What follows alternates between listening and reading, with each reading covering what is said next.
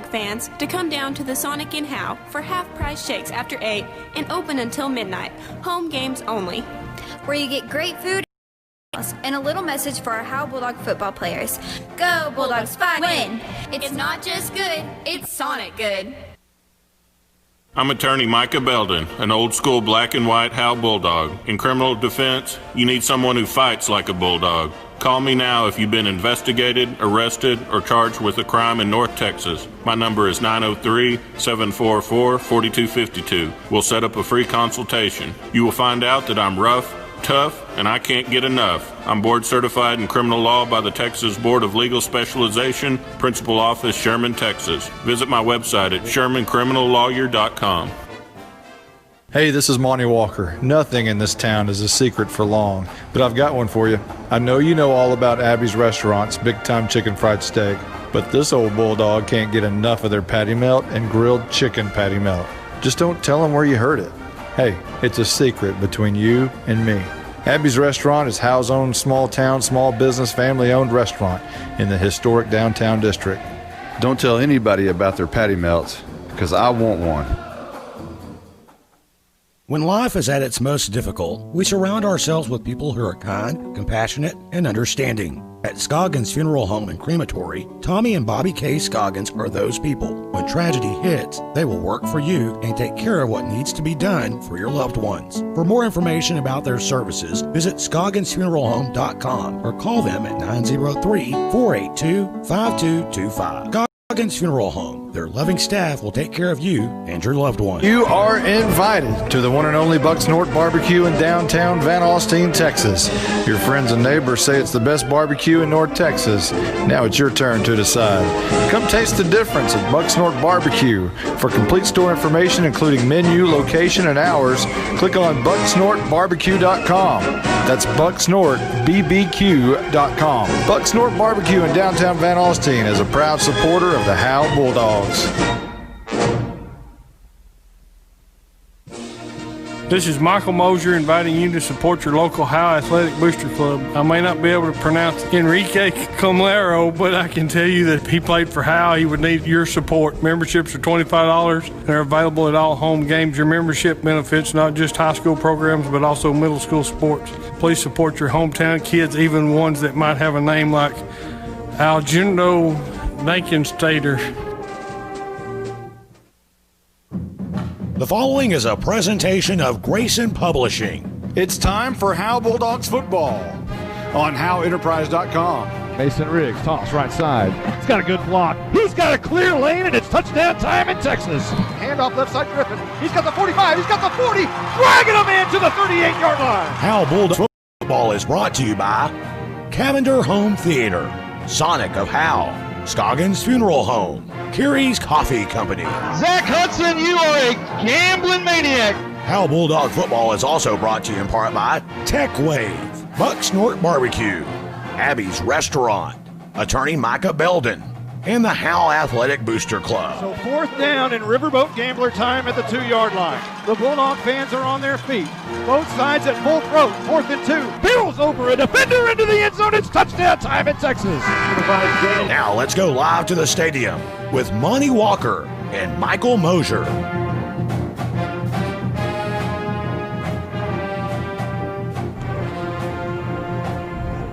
Welcome to Bowie, Texas, over here in Montague County. It's a beautiful AstroTurf surface that we sing tonight, and we got two pretty good football teams and a good match from two really bad losses a week ago. The Howe Bulldogs, of course, 50-12 to Gunner, who are the defending state champions in Class 3A Division II, and it appears from what we saw last week, Michael, that the Gunner Tigers could probably win the state championship again this year, not only in Class 3A Division II, possibly Class 3A Division I, possibly 4A Division II, possibly 4A Division I. They are that talented. Yes, they are. But we are done with the game 2. Last year in the same situation, it was a rebound game after Howe lost to Gunner a year ago. Right in Howe last year, it was a flag fest. It was one of those where the officials got paid commission by the flag. they got a $50 base fee and $4 a flag. Hopefully it's not that way tonight, as the Howe Bulldogs looking to get to be more clean and have a crisp game under their new freshman quarterback Kirby Cohealy and their new wing T offense and Michael Hartsfield. A lot of changes for the Howe Bulldogs. We talked about that last week, but a lot of changes. And one thing that you saw last week that maybe not a lot of people noticed was the play of J.C. Helpenstell, the next Helpenstell in line, and he helped himself last week by making a lot of tackles on defense. Yes, he did. He did a great job. You know, he's got a big shoot. He's filling in for Tim and Mike both, and he's done a great job of it. Well, let's go over the starting lineups real quick for the Howe Bulldogs. I'll give you the offense, Michael, and you can give us the Bowie defense. How about that? There you go. The starting offense for the Howe Bulldogs will be Ty Harvey at wide receiver. Apparently he's okay after the injury a week ago. Last week, 2 catches, 39 yards at 19.5 average. His longest was 30. The left tackle, Jacob Howell, a 6'5", 225 junior. The left guard is Michael Heimel. He is a senior, 5'10", 190. The center, Parker Blunt, a junior, 6'1", 220 pounds. The right guard, Chase Harvey, a senior, 6'1", 240, and a cousin of Ty Harvey. And the right tackle is Clay Marshall, a 6'1", 295-pound senior. And the tight end who caught 2 catches for 35 yards a week ago is big number 89, Devin Porter, 2 catches, 35 yards a week ago. And the quarterback, freshman Kirby Cohealy, last week 4 completions out of 14 attempts, 74 yards and 2 interceptions. And let me give you a little bit of trivia. Last week, 14 passes attempted for Howe was more than the entire non-district schedule a year ago in the slot T.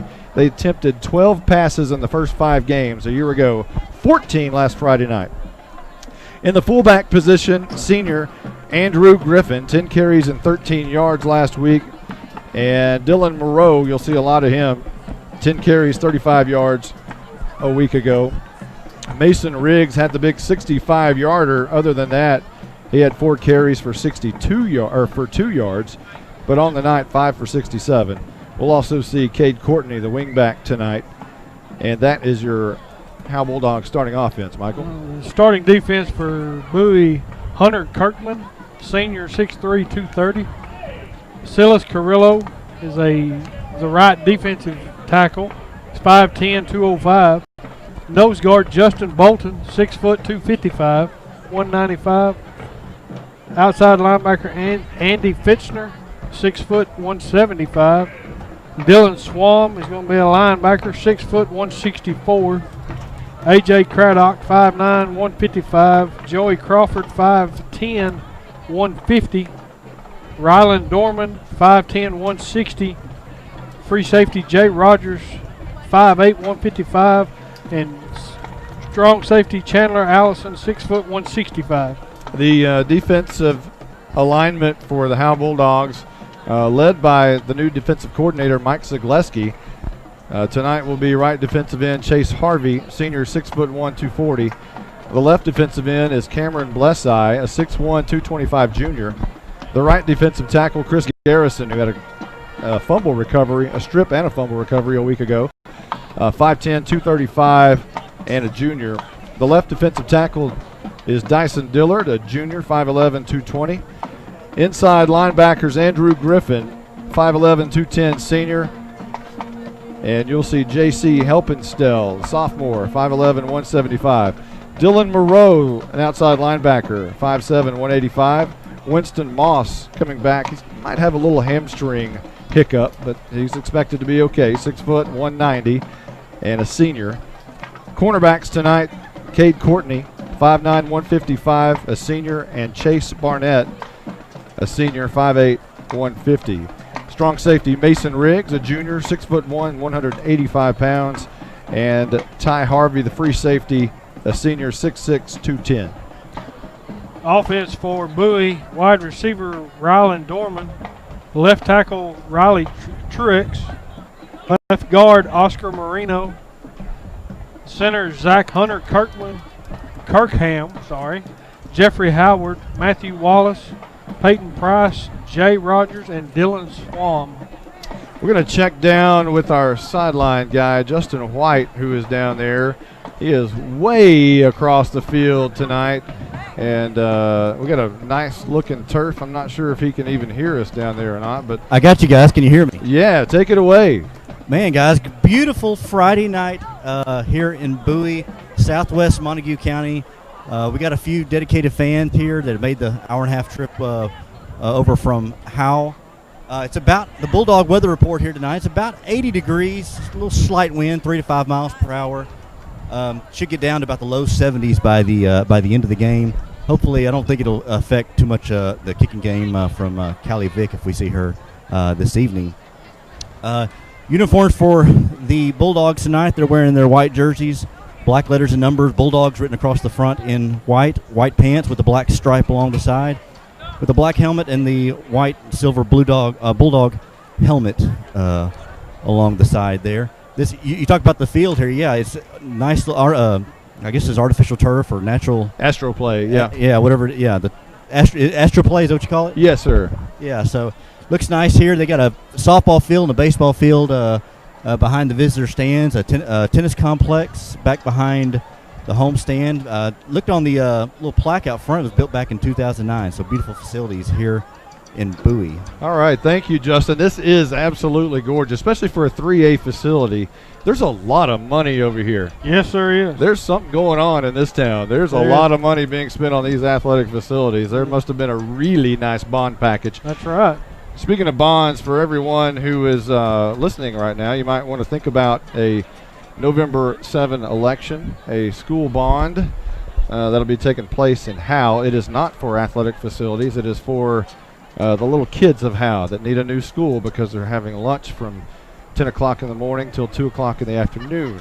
That's not a good situation, so a new school is being needed, and Bulldogs for Bulldogs are promoting that, and you might check them out on Facebook, Bulldogs for Bulldogs. It's a $17 million bond package that includes 4 grade levels, pre-K, kindergarten, first grade, and second grade. So quite a nice little package that they've put together over there. Hopefully for the city of Howe, we'll see that thing go through for our kids. Yeah, and it's a good thing. And if you have questions, we have a meeting in the Howe Elementary School cafeteria. So come join us and ask your questions if you got questions. So back to football, and we've seen the uniforms and pregame of the Howe Bulldogs. What we caught a glimpse of earlier is the Bowie Jackrabbits, and they have a brand new helmet they're displaying for the first time tonight. It is shiny, and I mean very shiny. You could actually look into the helmet like a mirror and probably trim your beard, trim your mustache. Should I fix my hair? Well, yeah. I don't know. Yours might have more of a reflection than those helmets. I don't know. There you go. There you go. Hey, we're going to take a quick timeout. We'll come back and start with our pregame show with more info on the Howe and Bowie matchup. We'll be back right after this on HoweEnterprise.com. Ladies and gentlemen, welcome.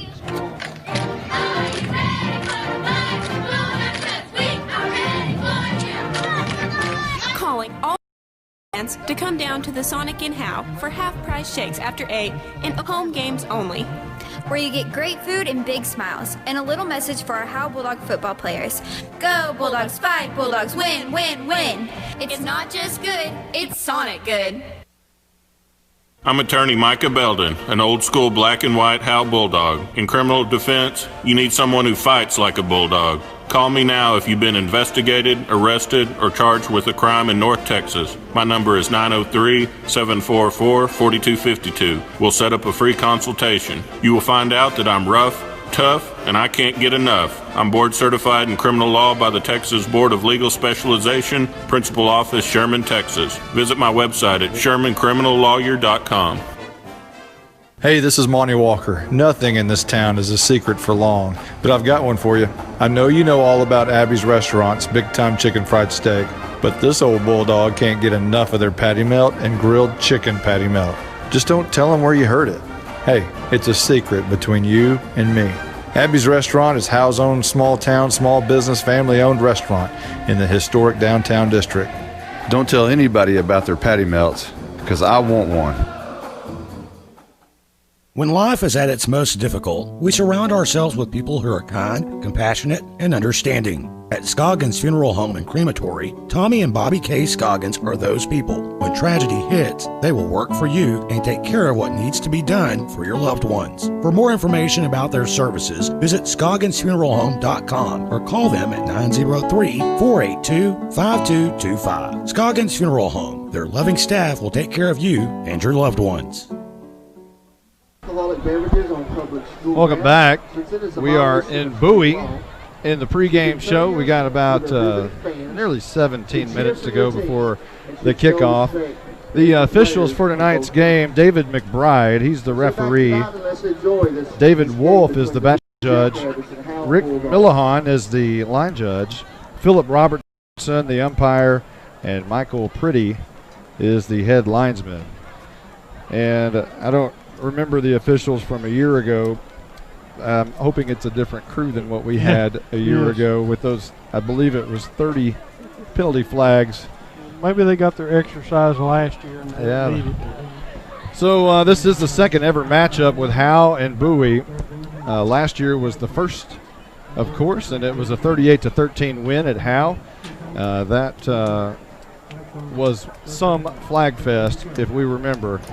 The Jackrabbits are 0-1 after losing to Aubrey a week ago, 45-0. Tonight is their first home game of the season, and it is a beautiful facility over here, and they've already got their tunnel ready, and they are ready to go. Howe is 0-1 after losing to defending state champion Gunner on Friday night. The Dogs have been 0-1 in each of the last two seasons versus Gunner. Prior to that, it had been since 2012 for Howe to lose the opening game of a season, and that was a 49-13 loss at home to Lindsay.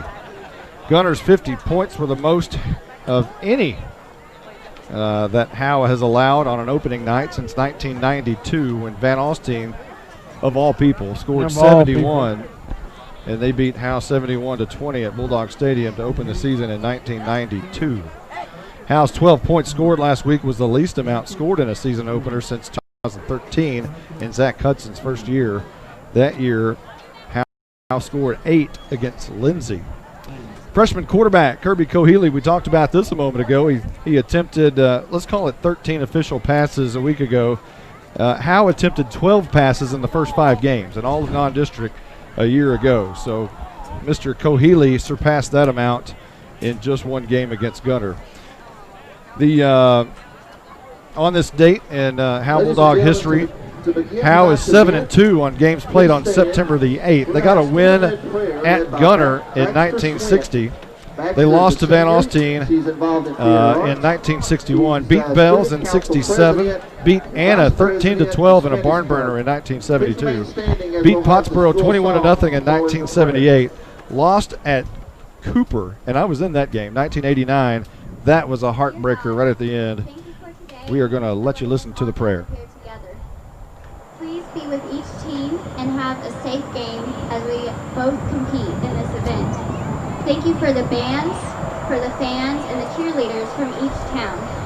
Let us all be one and learn from this game. Thank you for letting us have this opportunity to be together. In God's name I pray. Amen. Amen.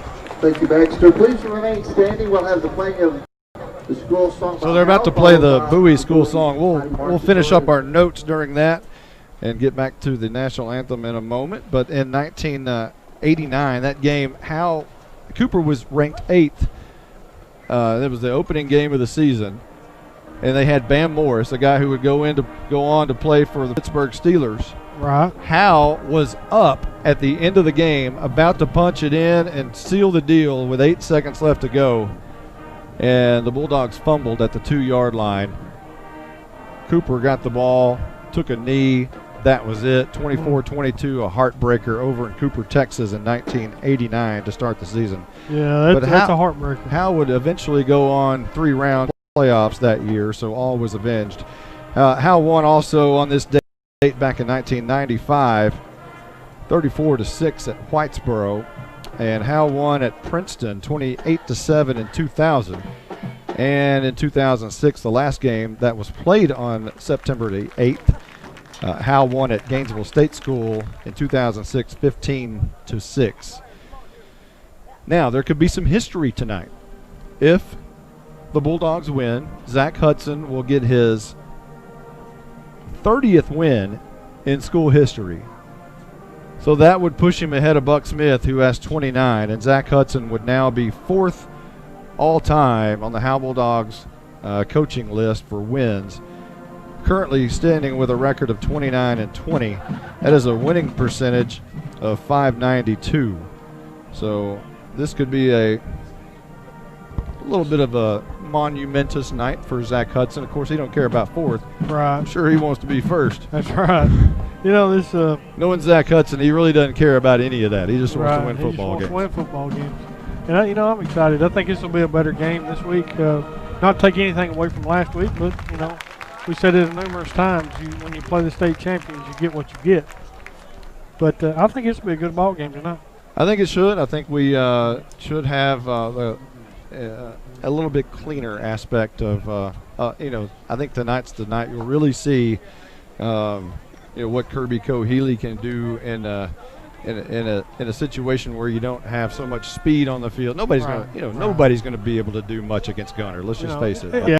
Yeah, and you know, Coach Hudson, we've known him long enough, you know, just in his time here, that you know, he doesn't get down. It's one game. You know, it's one game. He'll build off of that, and you know, the Bulldogs will come out and do what they do. It's going to be a fun one tonight. We'll take a quick timeout. We'll be right back right after this. You are invited to the one and only Bucks North Barbecue in downtown Van Alstyne, Texas.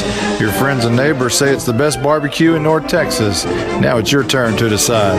Come taste the difference at Bucks North Barbecue. For complete store information, including menu, location, and hours, click on bucksnorthbarbecue.com. That's bucksnorthbbq.com. Bucks North Barbecue in downtown Van Alstyne is a proud supporter of the Howe Bulldogs. This is Michael Mosier inviting you to support your local Howe Athletic Booster Club. I may not be able to pronounce Enrique Comlero, but I can tell you that if he played for Howe, he would need your support. Memberships are $25 and are available at all home games. Your membership benefits not just high school programs, but also middle school sports. Please support your hometown kids, even ones that might have a name like Aljundo Bankenstater. Carrie's Coffee Co. in historic downtown Van Alstyne, next to the post office, is the #1 coffee shop hotspot, serving Bulldogs, Panthers, and mascots everywhere. Carrie's Coffee Co. offers a variety of organic coffee and non-coffee beverages. Come visit Carrie's Coffee Co. in downtown Van Alstyne, next to the post office. Open Monday through Friday, 7 a.m. to 3 p.m. Carrie's Coffee Co. is Texas quality. Alexa, turn to HGTV. Tune into HGTV on Dish. This is Fixer Upper.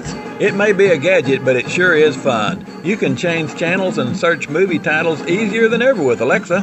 The best part? It's free from Cavender Home Theater. Alexa, why wouldn't everybody have Dish from Cavender's? I don't know that one. Don't be left out. Call Cavender Home Theater today or go to CavenderTV.com. Welcome back to Bowie, Texas, in Montague County. Montague County. Montague County Well, over here. There's some big deer in Montague. Not County. Montague, huh? Not Montague. Montague. Yeah, don't let them let you hear. You know, they don't want to. Yeah, don't tell those people here. There's they some might big jump deer. you. There's some big deer in Montague County. There is some big deer over here. So be you know safe what? going home. You know, it's not very far from here. And it's so tempting to drive by over in Munster and stop over there and get some sausage. Wow. Yeah. You know, we'll be in Munster a week from now, and I will bring my cooler, and they're going to be out of sausage by the time I leave town. Yeah, that's a good place to go. Well, it's going to be a fun night tonight. Here come the Bulldogs, just about ready to go through the tunnel. They have entered the tunnel, and we'll watch them go out. The smoke is being lit. Here we go. We're just about ready to hear the horns and the sights and the sounds of the Howe Bulldogs on the far side coming through the tunnel. And this field runs north and south. They will be running north from that end zone. The cheerleaders are out in front forming a victory line, and here they come. Clay Marshall and Andrew Griffin lead the charge, carrying the flags. And the Howe Bulldogs. The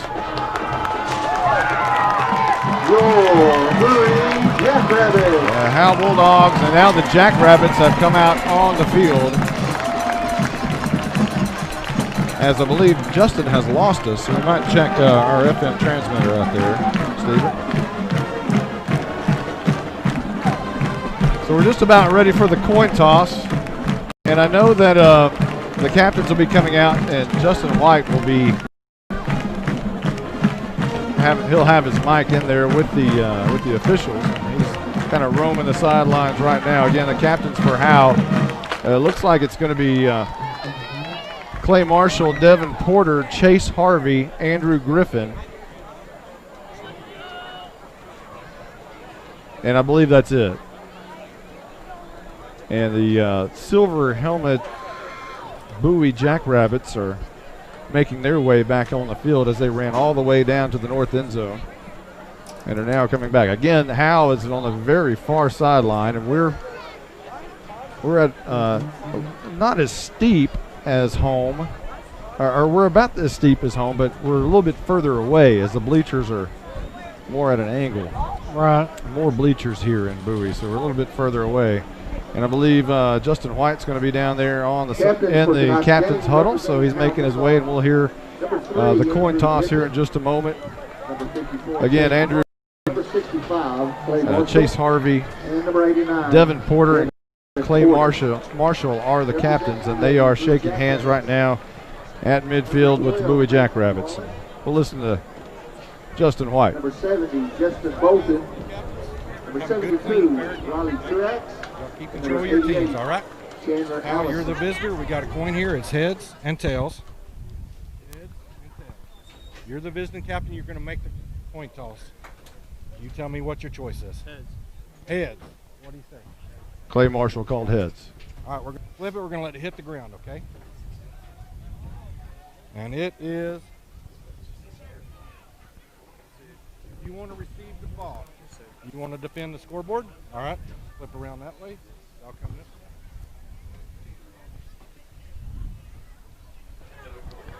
way. And it appears Bowie has won the toss. They've elected to receive. And the Howe Bulldogs will be kicking off and defending the north end zone, moving left to right. Bowie will be going from right to left, conversely, to start this football game. We're just about ready for the national anthem, as both teams now taking their helmets off, facing the flag, which is the north end zone. And we'll let you listen to the Bowie Jackrabbit Band as they'll bring you our national anthem.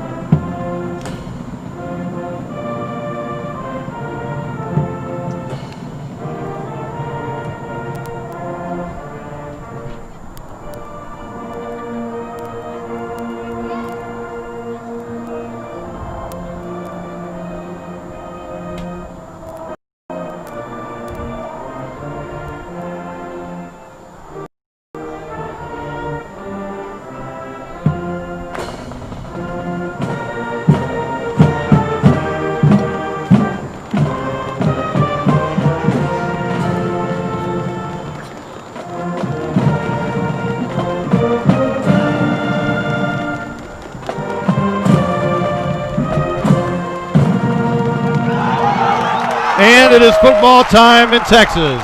Bowie, Texas, to be exact. Montague County. And we're just about ready for Howe to bring their kickoff team onto the field. They'll be kicking first to Bowie, who will be defending the south end zone, moving right to left from our vantage point to start this football game.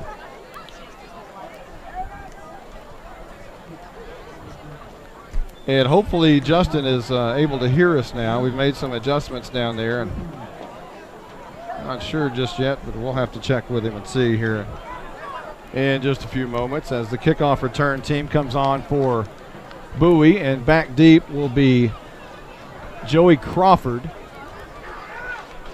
along with Jay Rogers to return this kick. That's going to be Kirby Cohealy will be kicking it off for the Howe Bulldogs. Again, not much of a breeze at all. A beautiful night. We'd almost like to be outside tonight, Michael. Oh, I know. I like those outside games. All right, it's a beautiful night in Bowie, Texas for some Texas high school football. And Cohealy just about ready to boot this one away. He's 7 yards deep away from the ball, runs towards it. That's going to be offsides. And it's a short kick going to be taken at the 20. Breaking a tackle is Joey Crawford, and he'll pass the 40-yard line to the 41. No flag. Yeah, it's on the far side. Okay. Yeah, Andrew Griffin made the stop, but I believe also Andrew Griffin may have been offside. It was about the third guy to the right of Cohealy, who went just a little bit early. So instead of spotting the ball at the 41, looks like they may move it up 5 yards. And we'll check and see where Bowie will start from. And it appears it'll be the 46-yard line, just short of midfield, as this game is just underway. And Bowie will send 3 receivers to the near side, including the slot. A shotgun formation with 1 back to the right of the quarterback. And this is going to be a quarterback keeper right up the middle over left guard. And that's going to be Matthew Wallace, the quarterback, 6'3", 195 pounds, gained about 6 yards to the 48-yard line. Dylan Moreau and J.C. Heppenstall in on the stop for the Bulldogs. Now in Howe territory at the 48. Again, moving right to left. 2 receivers to the right. Low snap has to be picked up by Wallace, and he's hit immediately as soon as he picks it up in the backfield. That's the bad thing about running shotgun, is that if there's a bad snap, by the time you pick it up, the defense is right there. And it looked like it was going to be a loss, but Wallace fought forward and somehow picked up a yard, and it's going to be 3rd and short from the 47. Yeah, that was good penetration by the Bulldog front. Dyson Dillard was the made first contact. The shiny helmets and all. Now we're seeing 2 slots. There is 1 man in the backfield, and still 2 slots. 2 receivers near side, goes in motion. And this is going to be a hand up. Wallace is going to keep it up the middle. It's going to be short of the first down. And so Sagleski is jumping up and down as he is happy his defense has held. It'll be 4th and short, and it appears it might be time for Bowie. And there's a fumble. It looked like Kate Courtney may have come up with that fumble. Again, the Bulldog front made a good penetration.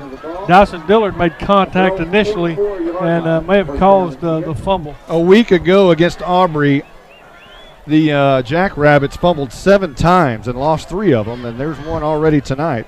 So Howe will take over with 10:45 on the clock, and they'll spot the ball at the 44-yard line, at their own 44. From the pistol, and this is going to be Dylan Moreau around the left side. Met at the line of scrimmage, fights forward for a few yards, maybe 3, up to the 46-yard line. Let's not give him 2 yards.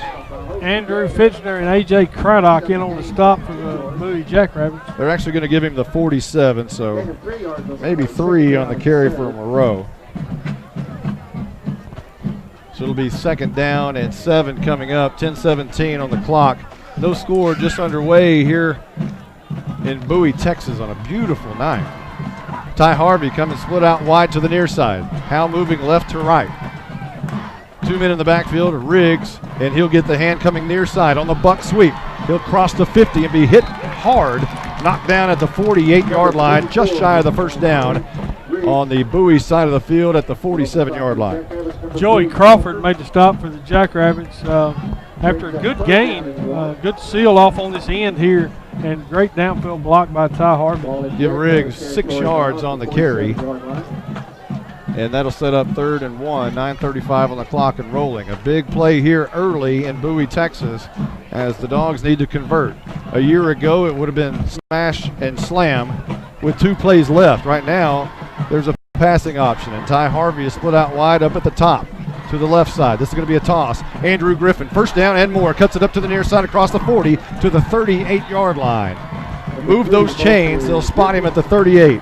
J.C. Heppenstall and Devin Porter making tremendous blocks downfield. A 9-yard gain for Griffin, his first carry of the night.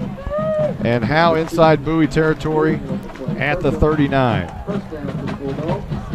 Hunter Kirkman and Jay Rogers in on the stop for the Bowie Jackrabbits. Actually give Griffin 8 because they'll spot it at the 39-yard line. And Harvey will be split out wide at the top again. 2 men in the backfield. Pistol look for Cohealy. And this will be a handoff to Riggs, who's met in the backfield. No, it's the first man through Griffin. It was a great fake by Cohealy. Gave it to the first man through. Faked it to Riggs, who I thought had it. Yeah, great seal block by the center, Clay Marshall. Sealed off that edge under a good running lane. 2 carries for 13 yards so far for Mason Riggs. 8:24 on the clock as Moreau checks in. And Cameron Blesseye checks out, I believe. Is that right? Yes, sir. Second down and a short 3 coming up. Griffin, the only man in the backfield. Riggs is the wing, and now he'll bump back in motion. Cohealy wants to throw his first pass of the night down the field, and it was intended for Moreau. It'll be incomplete at about the 21-yard line. Pass broken up by Ryan Dorman. So third down, and I said a short 3. It's kind of a long 3 for a first down, as the ball is at the 32 with the nose of the football touching the stripe of the 32-yard line.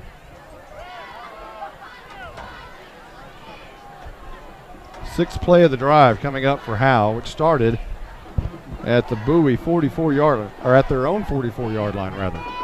One man in the backfield is Griffin right behind Cohealy in the pistol, and Cohealy's going to keep it himself right over the left guard. He's got the first down and more. A tough run for a first down to the 23-yard line. Great blocking by Mason Riggs. Tackle made by Andy Pitzer. You needed about 3. You got 9 from Cohealy.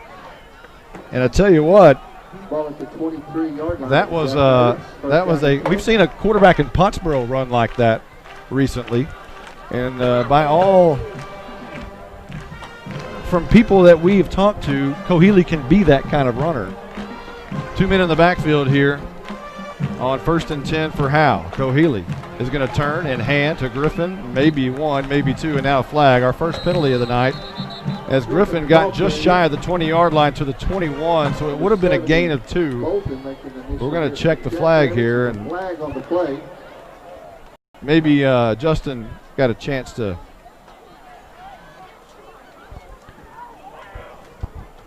and we're still having communication problems with our sideline personnel.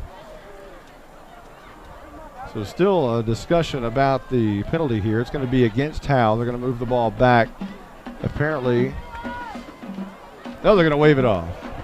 So the ball spotted at the 21-yard line, a gain of 2 for Andrew Griffin. He now has 2 carries for 10 yards.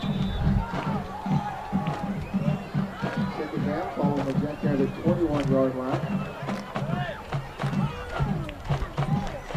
So Howe will break the huddle on 2nd down and 8 coming up, 7:10 on the clock. Griffin, and now Riggs goes in motion. This is going to be a toss left side.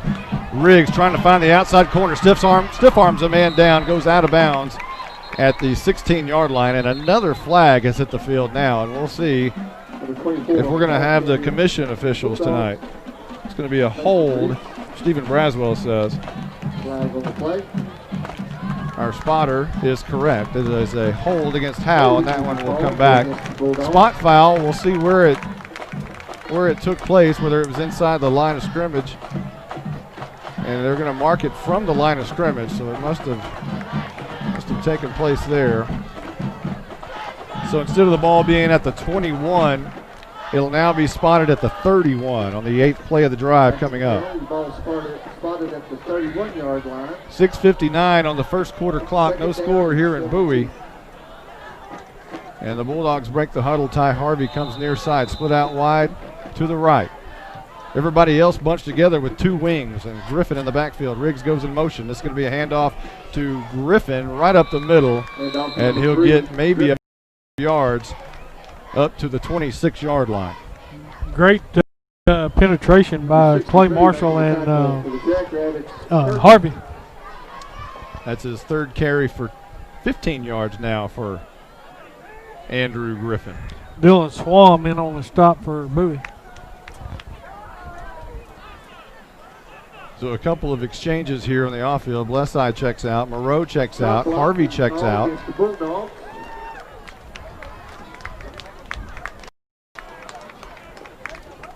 And we got another penalty. I don't know. I didn't see anything. Well, they're going to spot the ball right now at the 31-yard line. So, wow, it's getting sloppy. And spotter Stephen Braswell said it was a chop block on the far side. Well, that's a big one.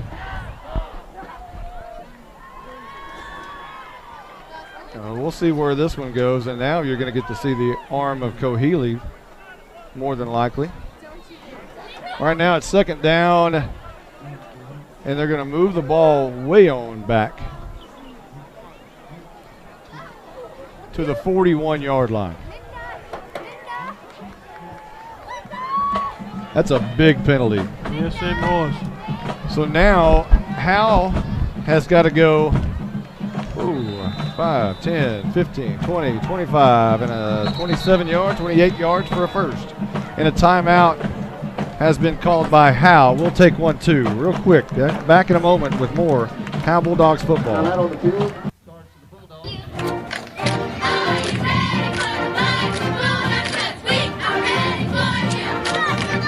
Calling all Bulldog fans to come down to the Sonic in Howe for half-price shakes after 8 and open until midnight. Home games only. Where you get great food and big smiles, and a little message for our Howe Bulldog football players. Go Bulldogs, fight Bulldogs, win, win, win. It's not just good, it's Sonic good.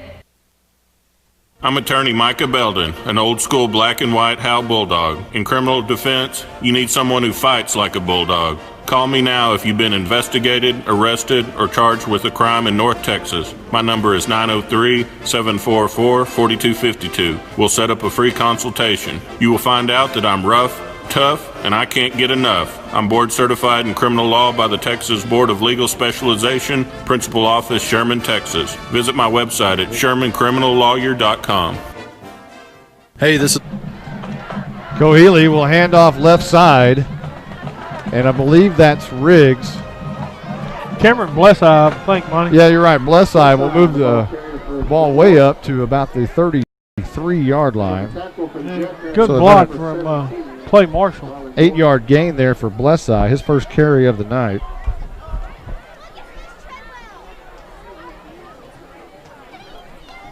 So third still and a very long way, about 20. Again, Howe moving left to right. Riggs will be at the far wing, and Moreau at the near wing with Griffin in the backfield. Cohealy in the pistol, looking to throw. He's got Ty Harvey. He makes the catch. He makes one man miss, and he's going to go out of bounds to set up a short first down situation at about the 18-yard line. Andy Fitchner in on the stop for, and that's a good option now. Now we got a quarterback, and that pass to Harvey is there. A 15-yard pass and catch from Cohealy to Harvey sets up a 4th and 6 inside the 20 at the 19-yard line. So we'll call it 14 since they spotted it at the 19. And Cohealy hands off, right side. Griffin barrels his way through, and I believe he's got a first down at the 11-yard line. They are going to move the sticks, and they'll spot it at the 12. Looked like Andrew followed J.C. Heppenstall in through the hole. A.J. Craddock made the stomp for Bowie. So a first down and a fresh set of downs for Howe with 5:38 rolling here in the first quarter, looking to punch it in, knocking on the Bowie door here at the 12-yard line. Cohealy in the pistol, 2 men in the backfield, handoff, right side Griffin. He's got the 10, but flipped over right at the 10, a gain of 2. Making the stop number 27 for the Jackrabbits. Dylan Swam in on the stop for Bowie. Pick up a 3 yards on the play. 5 carries, 23 yards so far for Griffin. As second down and 8 coming up. Awaiting the play to be delivered in by Michael Hartsfield, the new offensive coordinator, and the Bulldogs turn. They get in the huddle. They're about 3 yards off the ball in the huddle. A very short huddle. And 2 men in the backfield. Riggs and Griffin. And Cohealy turns, toss. Griffin to the 10 and knocked down at about the 6 or 7 yard line. Still a gain of maybe 2 or 3. And they'll spot him at the 7, so give Griffin another 3 yards. You know, these Bulldogs are blocking. Good block down. Again, third down and short, 3rd and 4 for Howe. And a year ago, you knew you had 2 plays. Right. You had to get 4 yards in 2 plays. This year, it's a different set of coaches. Right. You don't know. We're still trying to feel it out. So a big situation here as Ty Harvey splits out wide left on 3rd down, 3rd and 4 from the Bowie 7-yard line. Throwing it in the end zone. Ty Harvey goes up. That's too easy. It's touchdown time in Texas. Cohealy to Harvey, and it was just a jump ball.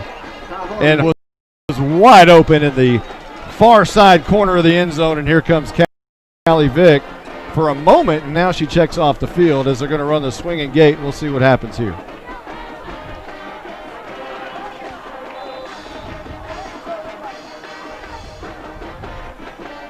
And now Vick will come on as they fake the swinging gate. Cohealy now will hold instead of Hunter Cheatham.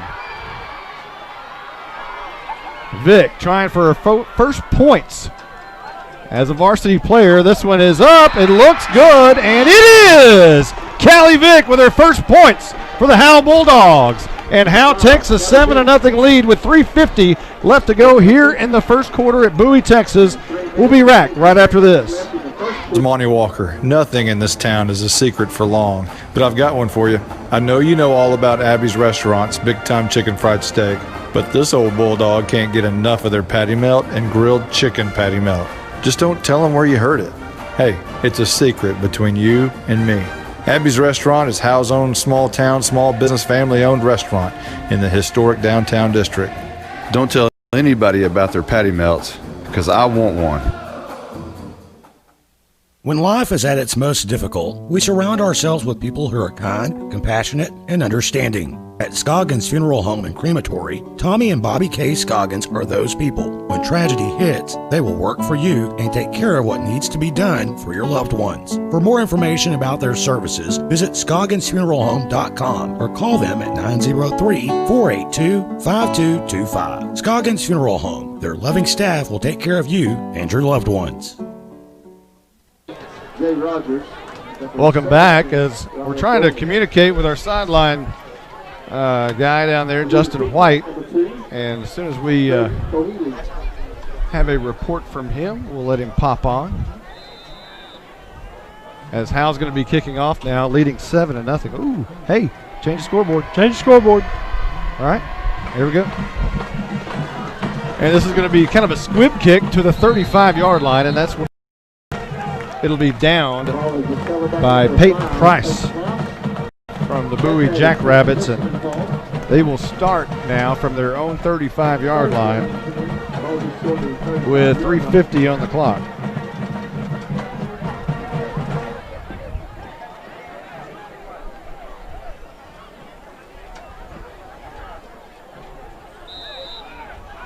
Again, we're trying to make communication with our sideline guy, Justin White. We'll have him there here in just a moment. First down and 10 now. Bowie moving right to left in their very shiny helmets. And this will be a handoff, and now a reverse coming near side. And that's going to be Jeffrey Howard. And he'll be cooked near midfield after a first down and about a 13-yard run to the 48-yard line. Run out of bounds by Chase Barnett. So already some trickery from the Bowie Jackrabbits after they're trailing here 7-0. They ran the reverse, It was tossed to Peyton Price, who reversed it back to Jeffrey Howard coming near side. And this is going to be Wallace, and he's met in the backfield. Cameron Blesseye, and about a 2-yard loss. Good penetration up front by the Bulldogs. So that'll be a yard loss back to the 47-yard line.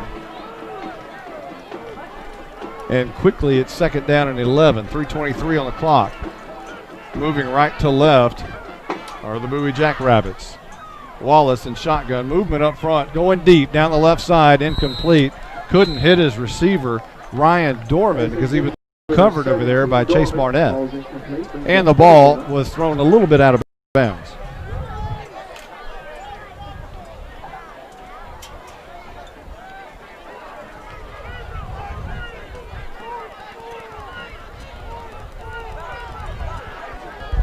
So third down and 11 here. And Wallace going to roll out right side, looking for a block. And throwing deep down the field on a wide open Peyton Price at the 20-yard line is finally going to be brought down inside the 10 at about the 7-yard line. Cade Courtney run him out of bounds. That was almost a great play on the left edge from the left defensive end. But the blocker, Peyton Price, made a good enough block to get the ball down the field for Wallace. And that sets up Bowie in great shape inside the 10 at the, well, they're going to call it the 8-yard line. It looks more like the 7 here. And this is going to be Wallace keeping it over right tackle. He's in, and that is the first points of the year for the Bowie Jackrabbits as they stick it in from 7 yards out, 2:58 on the clock.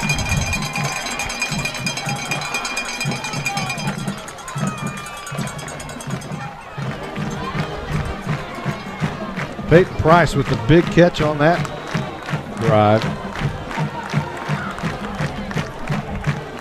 And trying for the 2-point conversion is Bowie.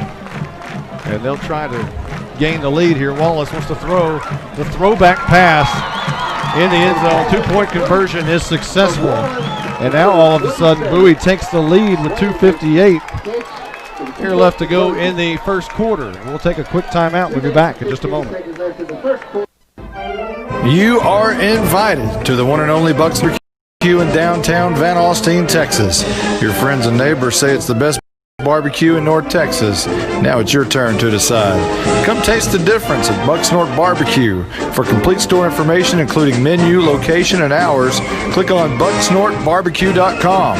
That's bucksnorthbbq.com. Bucks North Barbecue in downtown Van Alstyne is a proud supporter of the Howe Bulldogs. This is Michael Mosier inviting you to support your local Howe Athletic Booster Club. I may not be able to pronounce Enrique Comlero, but I can tell you that if he played for Howe, he would need your support. Memberships are $25 and are available at all home games. Your membership benefits not just high school programs, but also middle school sports. Please support your hometown kids, even ones that might have a name like Aljundo Dankenstater. Welcome back to Bowie, where Jackrabbits have taken the lead 8-7 very quickly here. It was a very big play from the 47 to the 7. So that is math, Michael. That is 54, 46 yards. 46 yards. 46-yard pass and catch. And here's a squib kick. It's going to be called for and caught by Austin Lee. And that sets up Howe at the 42-yard line, I believe, at their own 42-yard line. Guys, we're going to do radio by Braille here. I cannot hear y'all, but I see that y'all can hear me. Real quick, I'll add on that last extra point there by Callie Vick. You should have heard the crowd behind us and the sideline supporting her. And you saw so many fist pumps on the sidelines when that ball went up to the upright. So a lot of support. That's great. Absolutely great. And you knew that was taking place over there. First down and 10, left to right. Howe Bulldogs, 2 men in the backfield. Cohealy gets it. He kind of runs into Dylan Moreau for a moment. They bump into each other on the handoff, and that caused a little bit of a disaster. There's no gain on the play. It kind of stalled the play. It wasn't a disaster, but it stalled the play out a little bit. And it'll be second down and 10 coming up after Hunter Kirkle made the stop for Bowie.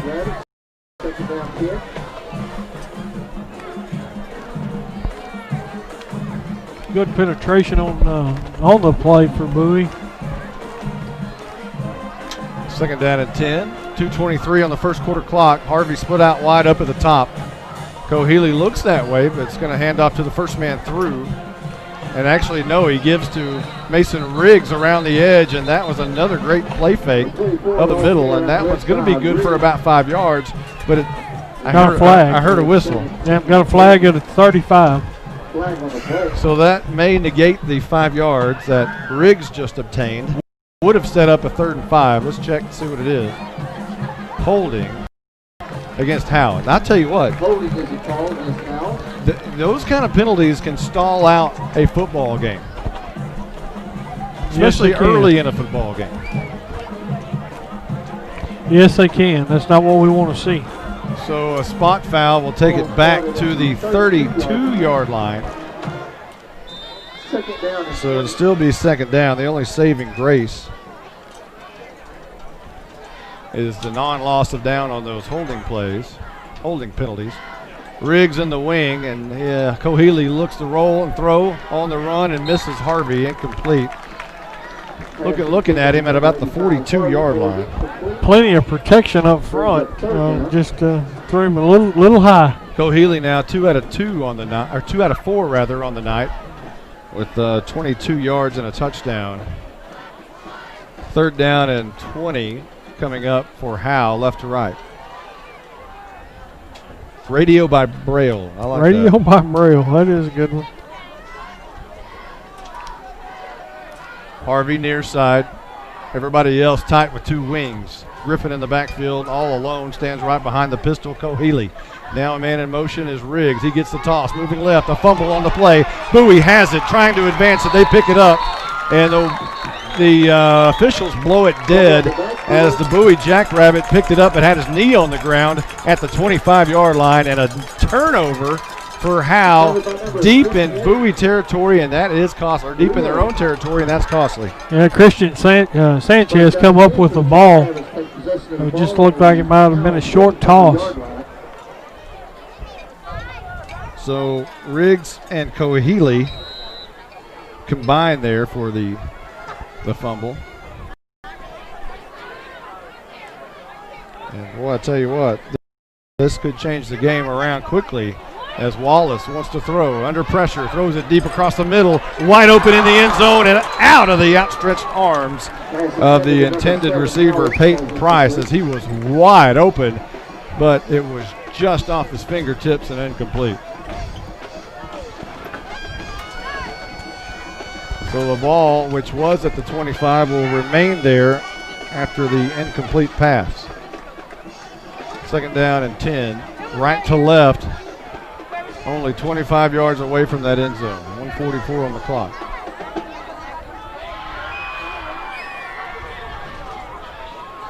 Wallace throws a screen out pass, and nowhere to go is dancing, and now he dances his way for a few yards.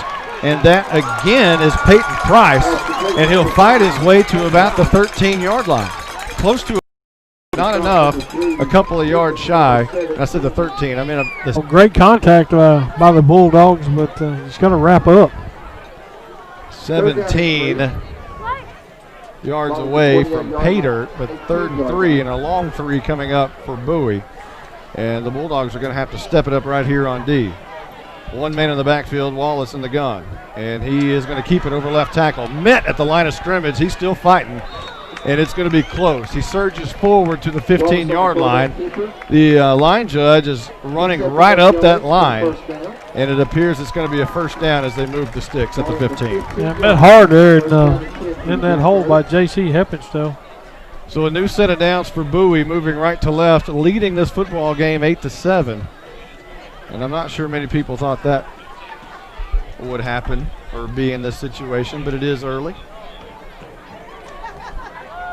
Again, both teams pounded a week ago. Bowie was pounded by Aubrey. And here is a handoff up the middle. And fighting forward is Jay Rogers. And He just keeps surging for about 2 or 3 yards.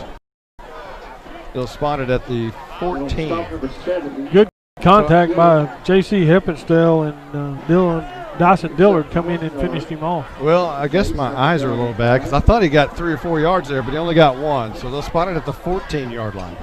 3 seconds, and that's going to be the last play of the first quarter. 8-7, Bowie in the lead. It has been a little bit sloppy so far. Maybe the second quarter will be a little bit better. We'll be back right after this. Carrie's Coffee Co. in historic downtown Van Alstyne next to the post office is the #1 coffee shop hotspot serving Bulldogs, Panthers, and mascots everywhere. Carrie's Coffee Co. offers a variety of organic coffee and non-coffee beverages. Come visit Carrie's Coffee Co. in downtown Van Alstyne next to the post office. Open Monday through Friday, 7 a.m. to 3 p.m. Carrie's Coffee Co. is Texas quality. Cavender Home Theater has the latest from Dish. New customers get free movies and HBO. Get the multi-sports pack with NFL Red Zone free and the Amazon free. Existing customers can get the Alexa free too. Just refer a friend to Cavender Home Theater and we'll make sure you get one. Our Hopper 3 has 16 tuners, picture-in-picture with 4 screens, 2 terabyte hard drive, and voice control with Alexa. Cable can't do that. DirecTV can't do that. Come by our showroom or visit CavenderTV.com today. Welcome back as we're just about ready for the second quarter. And we're still trying to figure out a way to talk to Justin, and I'll tell you what, I might have an answer here. I might just call him. Wallace in the gun, and he's going to fake the hand, wants to throw under pressure, and it's going to be caught right at about the 4-yard line, or I'm sorry, about the 7-yard line. I thought that ball was going to be picked off as he threw it right in the herd of about 4 white jerseys, but somehow the catch was made. And he got hard to the ground after that pass, or right about the time he got that off by J.C. Heppenstall. 7-yard pass and catch. And we'll bring up 3rd and 3 from the Howe 7-yard line. Wallace throws the screen pass out. It's going to be caught, fighting his way, and it's going to be brought down inside the 5 at about the 4 on the near side. Good stop by Austin Lee and Cade Courtney. The Tech Wave drive for Howe a moment ago was 14 plays and 56 yards. And that's not including penalty. That's a true 14-play drive. That's very impressive. 11-16 on the clock, second quarter. And again, Bowie leading 8-7, trying to punch it in here and have a first down at the 4-yard line. So 1st and goal. Wallace in the gun from the 4. And he's going to try to run it in himself over the right side. He's hit at the 5. Falls back forward to the line of scrimmage. But Austin Lee was there, and Andrew Griffin was right there to make sure that the Bowie Jackrabbits had a 2nd down and goal coming up.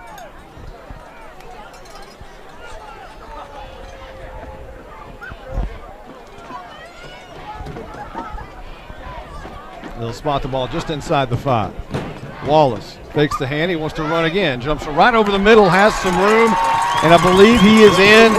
Touchdown, Bowie. Wallace on his 2nd quarterback keeper of the night.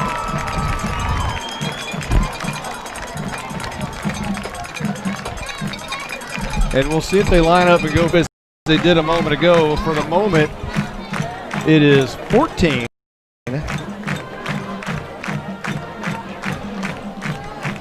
And we'll see if they try to make it 16 right here. Man in motion. Wallace is going to hand. Coming to the near side and stop dead in his tracks is Jeffrey Howard. And the 2-point attempt is unsuccessful. And it remains 14-7 with 10:37 left to go here in the second. Back in a moment from Bowie, Texas.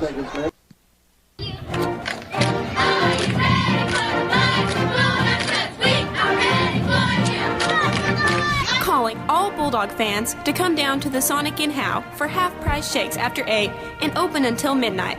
Home games only. where you get great food and big smiles, and a little message for our Howe Bulldog football players. Go Bulldogs, fight Bulldogs, win, win, win.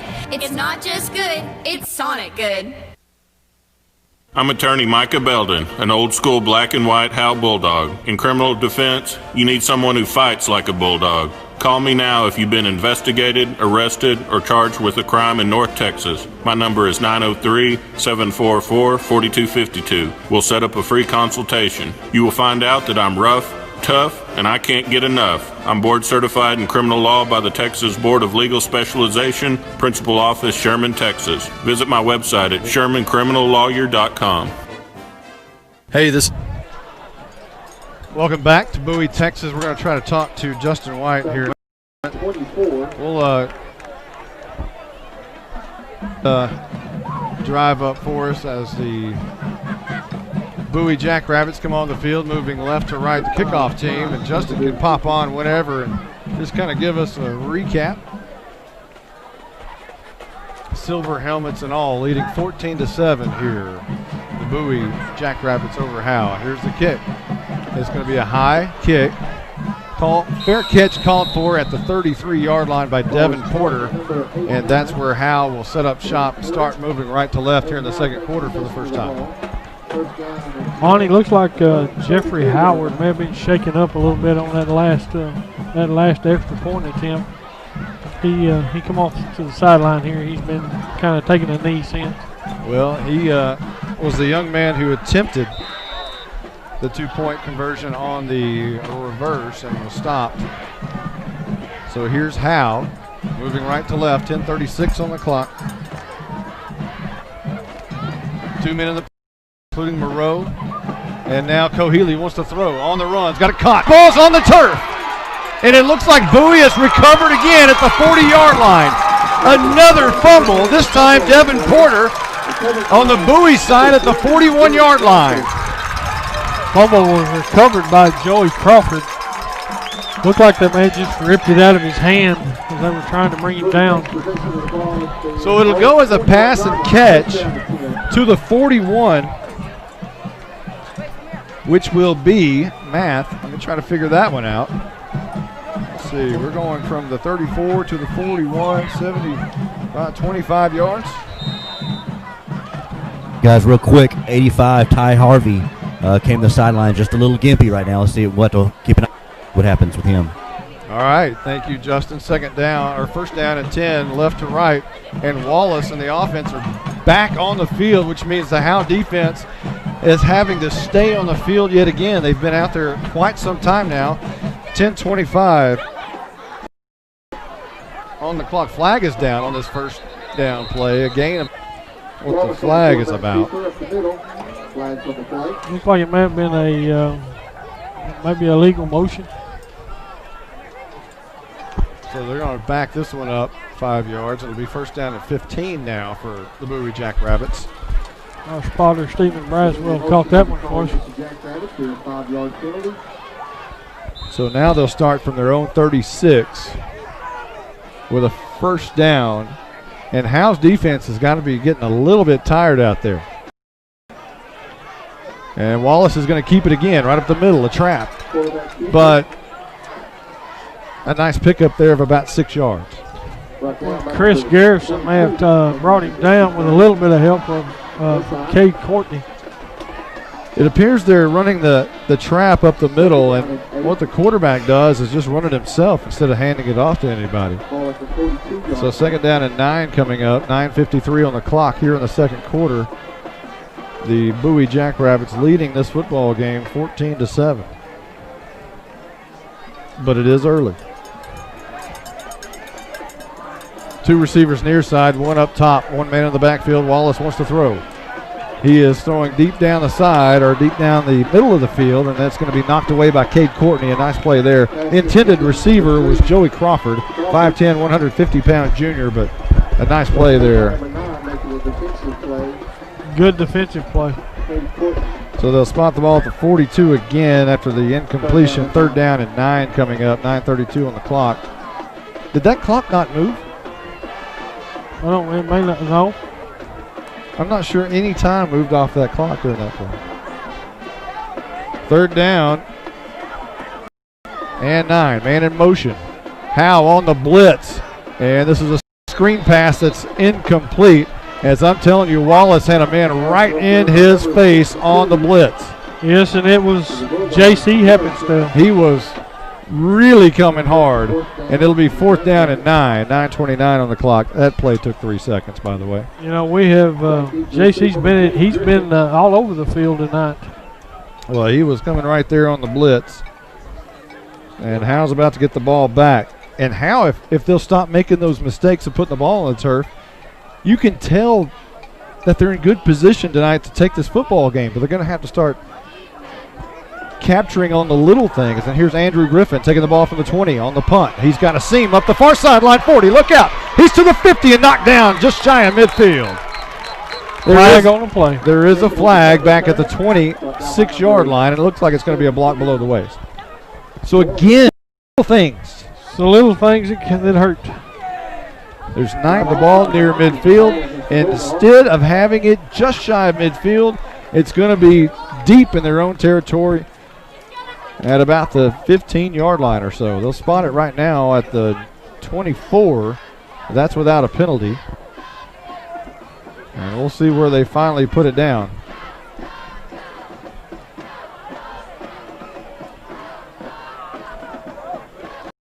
At the 14. So that's about a 35-yard net penalty. Yeah, that's not good.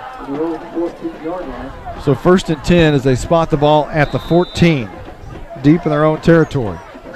Howe sends one man near side. Ty Harvey back in the game, moving right to left. And this is going to be Cohealy wanting to throw the deep ball to Harvey. He goes up for it, and they'll fight for it, but it falls incomplete at the 40 as Harvey tried to go over the back of the defensive back Chandler Allison to make the catch, but a nice play by Allison there. This is a good pass, just a little short. 2nd down and 10 coming up.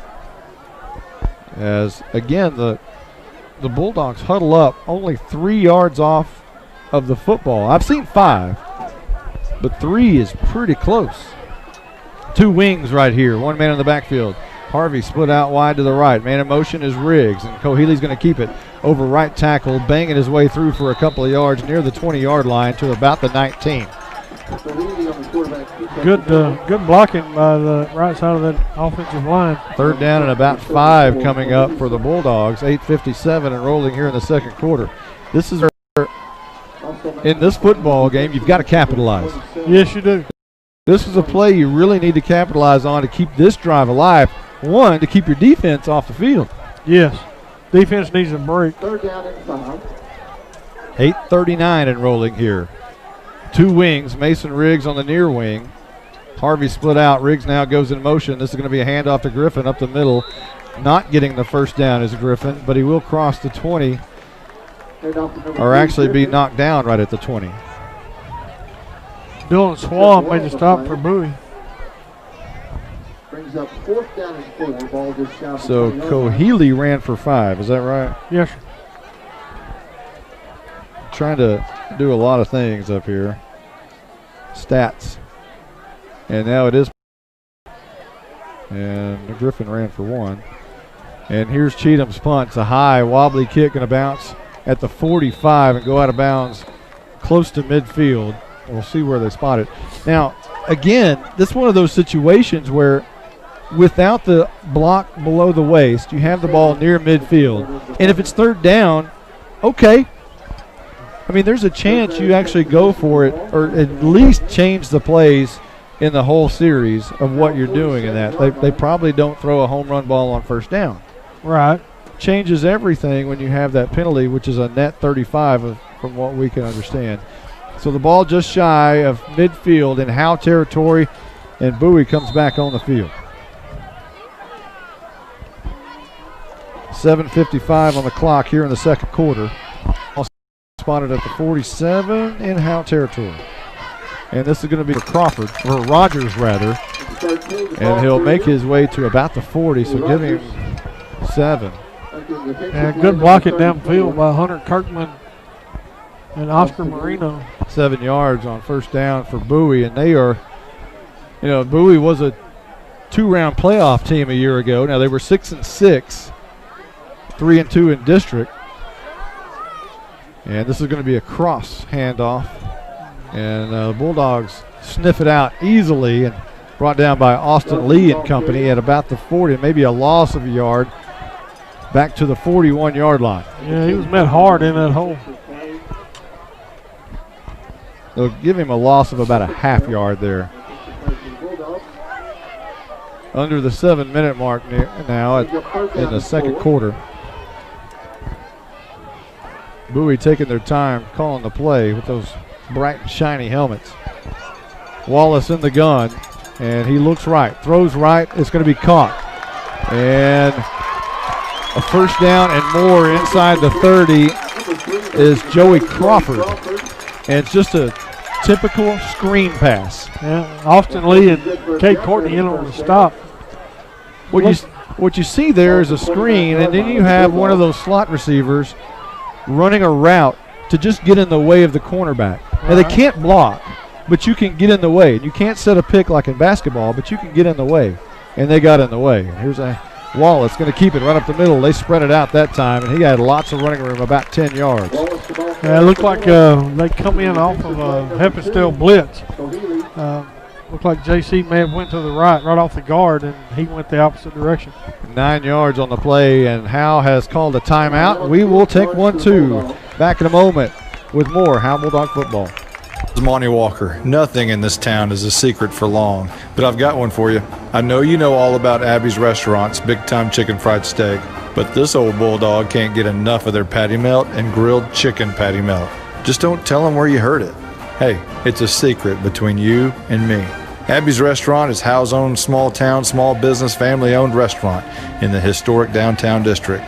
Don't tell anybody about their patty melts, because I want one.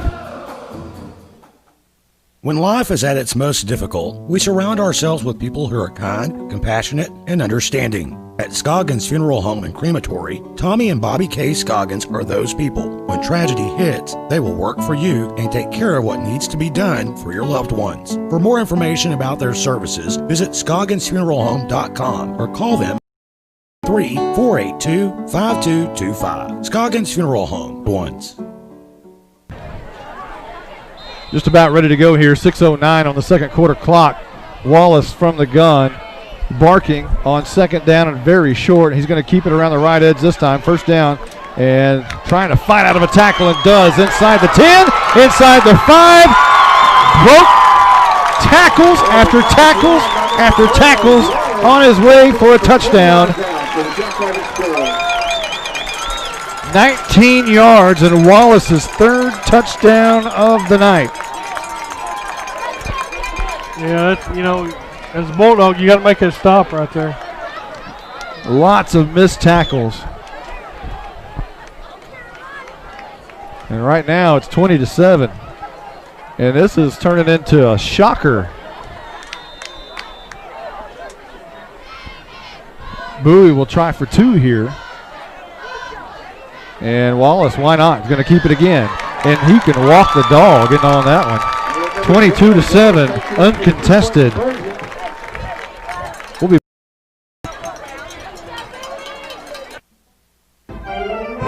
are invited to the one and only Bucks North Barbecue in downtown Van Alstyne, Texas. Your friends and neighbors say it's the best barbecue in North Texas. Now it's your turn to decide. Come taste the difference at Bucks North Barbecue. For complete store information, including menu, location, and hours, click on bucksnortbarbecue.com. That's bucksnortbbq.com. Bucks North Barbecue in downtown Van Alstyne is a proud supporter of the Howe Bulldogs. This is Michael Mosier inviting you to support your local Howe Athletic Booster Club. I may not be able to pronounce Enrique Comlero, but I can tell you that he played for Howe. He would need your support. Memberships are $25. They're available at all home games. Your membership may not just high school programs, but also middle school sports. Please support your hometown kids, even ones that might have a name like Aljundo Dankenstater.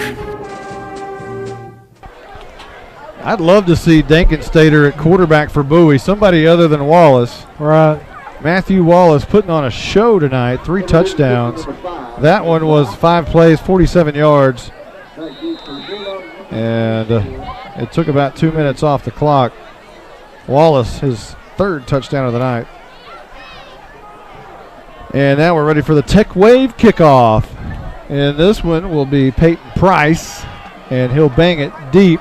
It'll roll out of bounds at the 12-yard line, thankfully, because it went by Andrew Griffin. And it was kind of hopping on the sideline, not wanting to go out, kind of like one of those bunts that would go up the third baseline. Right. Is it going to go foul? Is it going to go foul? Is it going to go foul? And finally, it went out of bounds. Yeah, got lucky on that one. So Howe will start with the ball at the 25-yard line. No. 40, I believe. Isn't that the rule? 40? Start at the 40-yard line. At their own 40 with 5:59. Or they're going to re-kick. And Coach Hudson's going to make them re-kick instead of getting the ball at the 40. All Howe has to do, honestly, is hang on to the football. I mean, does anybody disagree with that? They hold on to the ball, and they're not out of this ball game by any sense. They just need to secure the football and stop making these costly mistakes. And it's not been little mistakes; it's been big penalties. Yeah, those have been really, really ugly so far in this football game. The block below the waist may be the biggest one yet. And this is going to be another one, and it's going to be taken by Andrew Griffin, who steps out of bounds after he fields it. The ball was going out of bounds. Griffin picked it up before it went out of bounds, and then he stepped out of bounds. And that's just kind of the way the night's gone so far. Guys, real quick, for that first kickoff, Marshall kind of rallied the troops there on the sidelines, had about 15 guys around him, kind of giving a little speech there, trying to get everybody pep back up. I couldn't really kind of looking up to him as a leader. So Clay Marshall trying to get this team back on track. And that's good. Clay Marshall's a good leader. Well, you're going to need a lot of those good leaders, and it's good to hear Clay Marshall rallying the troops down there. 5:58 on the clock. Howe's got to get back in this football game and do it right now. It's 2 men in the backfield. Harvey split out wide to the top. Cohealy from the pistol. One wing, and this is going to be a handoff. Mason Riggs caught in the backfield, breaks through that tackle, but can't break the other two on the right edge, and it'll be a loss for Riggs of about 2 yards. So the ball spotted at the 28, now take it back to the 26-yard line. A.J. Craddock and Dylan Swam in on the stop for Bowie.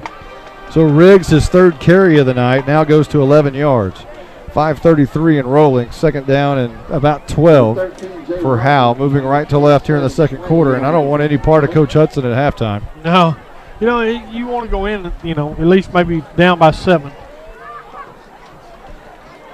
Cohealy drops back 3 steps, looks right, down the field, and almost intercepted. The closest man to that throw was, I believe that was Joey Crawford, who had about 3 steps on Harvey. He was 3 steps leading Harvey on that, and the ball was overthrown by Cohealy to Harvey, so Crawford had a great play on the ball, but couldn't come down with it, and now it's 3rd down and 12 for Howe. Yeah, I just can't imagine what will go on at halftime. Oh, yeah, no, I wouldn't want to be there. So 3rd down and 12. 5:12 on the clock. You got to keep the ball somehow. And now a timeout has been called, and it's been called by Howe. We'll take 1-2. Back in a moment real quick on HoweEnterprise.com. Carrie's Coffee Co. in historic downtown Van Alstyne next to the post office is the #1 coffee shop hotspot, serving Bulldogs, Panthers, and mascots everywhere. Carrie's Coffee Co. offers a variety of organic coffee and non-coffee beverages. Come visit Carrie's Coffee Co. in downtown Van Alstyne next to the post office. Open Monday through Friday, 7 a.m. to 3 p.m. Carrie's Coffee Co. is Texas quality. Cavender Home Theater has the latest from Dish. New customers get free movies and HBO for a year. Get the multi-sports pack with NFL Red Zone free and the Amazon Alexa free. Existing customers can get the Alexa free too. Just refer a friend to Cavender Home Theater and we'll make sure you get one. Our Hopper 3 has 16 tuners, picture-in-picture with 4 screens, 2 terabyte hard drive, and voice control with Alexa. Cable can't do that. DirecTV can't do that. Come by our showroom or visit CavenderTV.com today. 3rd down and 12. Cohealy is going to roll out near side, wanting to throw, under pressure, now throws it to Andrew Griffin, who makes the catch. Nowhere near the first down, but he does cross the 30 to about the 31-yard line. So a gain of 5, but not near enough for the 12.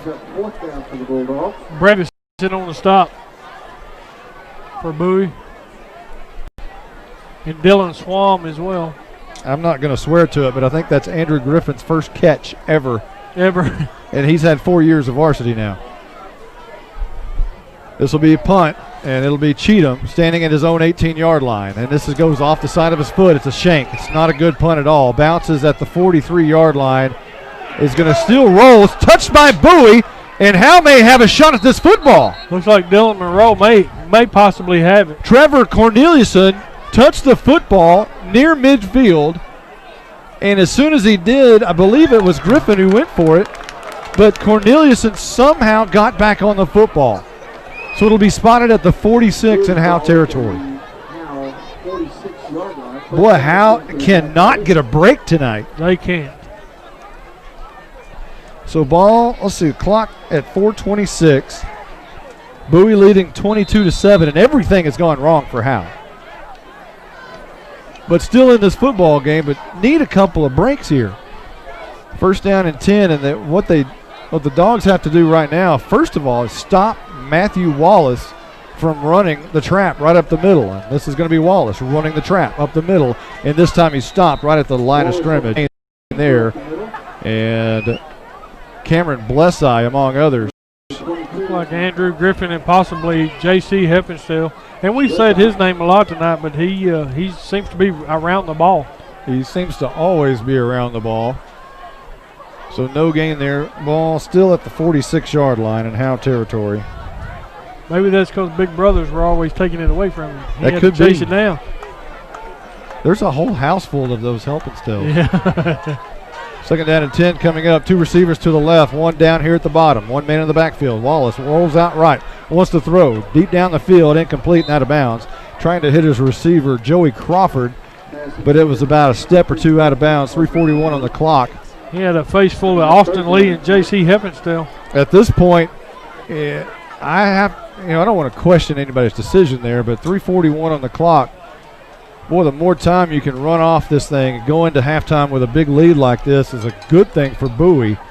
But if you leave some time on there for Howe and they scored, halftime's a little bit different. 3rd down and 10. 3:41 on the clock. Wallace wants to throw again, deep down the right side. This time it's caught at the 21-yard line. This time Crawford was there inbounds, and he made the catch. Barnett in coverage, right over Barnett. Right over his shoulder. 25 yards on the pass and catch to the 21-yard line. And what do I know? I said don't throw it. Here they are throwing it and receiving it. Wallace wants to run again, right side. Here he goes again to the 10, to the 5, and stopped at the 4-yard line by Kate Courtney and Chase Barnett. 17 yards. Wallace again on that play. And that's all they've run, basically. That's all they've run. You know, you don't want to say anything negative, but, when the trap works, just keep doing it. So Wallace in the gun again from the 4-yard line. And he'll run again. And this time he'll be stopped at about the 2.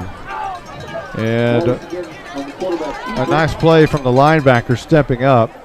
Looks like Andrew Griffin and Cameron Blesseye. It was Griffin for sure on the first contact. 2:52 and rolling here before the half. The ball spotted at the 3. Or at the 2, rather. 2-yard gain by Wallace. A man in the backfield is Crawford. And Wallace is going to keep it. And this time he is battered down at about the 7-yard line. A big loss. loss of about 4. And that's what you expect to see and have seen over the years from the Howe Bulldogs defense. Yeah, Mason Riggs and Austin Lee on the initial contact, and then he was just covered up by a host of Bulldogs. Forward progress will take him to the 5. That one is still a 3-yard loss. That's what happens when you're in the gun. You can have forward progress and lose 3 yards. Under 2 minutes now, man in motion.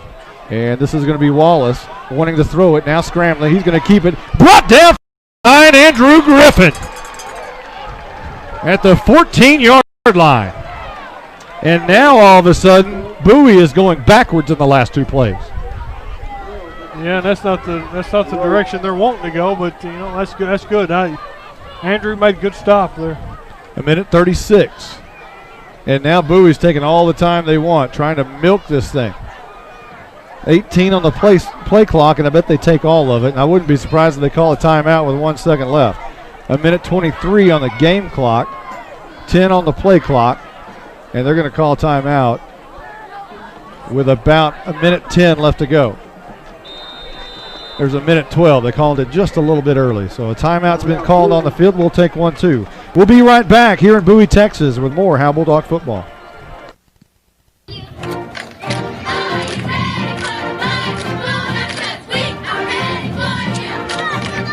Calling all Bulldogs to come down to the Sonic in Howe for half-price shakes after 8 and open until midnight. Home games only. Where you get great food and big smiles. And a little message for our Howe Bulldog football players. Go Bulldogs, fight Bulldogs, win, win, win. It's not just good, it's Sonic good. I'm attorney Micah Belden, an old school black and white Howe Bulldog. In criminal defense, you need someone who fights like a Bulldog. Call me now if you've been investigated, arrested, or charged with a crime in North Texas. My number is 903-744-4252. We'll set up a free consultation. You will find out that I'm rough, tough, and I can't get enough. I'm board certified in criminal law by the Texas Board of Legal Specialization, Principal Office, Sherman, Texas. Visit my website at shermancriminallawyer.com. Hey, this. Here we go, 4th and goal from the 14. Wallace sends a man in motion. He's going to look left, now throws right. Screen pass underneath. Caught, dropped at the 10-yard line. Trying to hit Dylan Swaim, the senior back out of the backfield, but that one he couldn't hit on the screen. Had he hit Swaim, he might have scored, and he probably would have. But all for naught. It's 1st and 10 for Howe with just over a minute left. 1:06 to be exact here before the half. And do you just lick your chops and run up the middle, or do you try to make something out of this, Michael? I don't know. I'd try to make something out of it. You'd rather go into the half 14-22 than 22-7. Mine looks like Jeffrey Howard that was shaken up earlier for Bowie is he's on the sideline. Probably not going to come back. Well, Howe with the ball at their own 12-yard line, and this is going to be a run up the middle. And that's Cohealy for the scramble for about 12 yards. Great block by Chase Harvey and Clay Marshall. Opened up a hole right there up the middle. The ball was officially spotted at the 13, and now it is at the 27. So a 14-yard run by Cohealy. 1st and 10. As he wants to roll out this time. Looking right, throwing right, Cotton in it. No, it's dropped by Mason Riggs. It was a pretty hard throw. Had a lot of velocity on it. And Riggs just let it go right through his hands, incomplete. That does stop the clock at 45 seconds, however. 2nd down and 10 coming up. Ball at the 27-yard line. It was one of those that maybe if that was a little touch pass instead of more of a bullet, you never know. Right. Split out wide is Harvey up the top. Howe going right to left. Cohealy in the gun. Man in motion is Riggs. Cohealy's going to keep it right up the middle. And he's got about 5 yards. And now the ball is loose. And the officials say Howe has regained or kept possession at the 31-yard line. About 4 yards there. Howe maintains possession of the ball. He's got 3rd down and 6. Fumble recovered by Parker Blunt. So clock rolling at 21-20. Cohealy on 3rd down. throw. Scrambles out of the pocket. Rolling right. Now under pressure. He's going to be sacked there. A loss of about 9.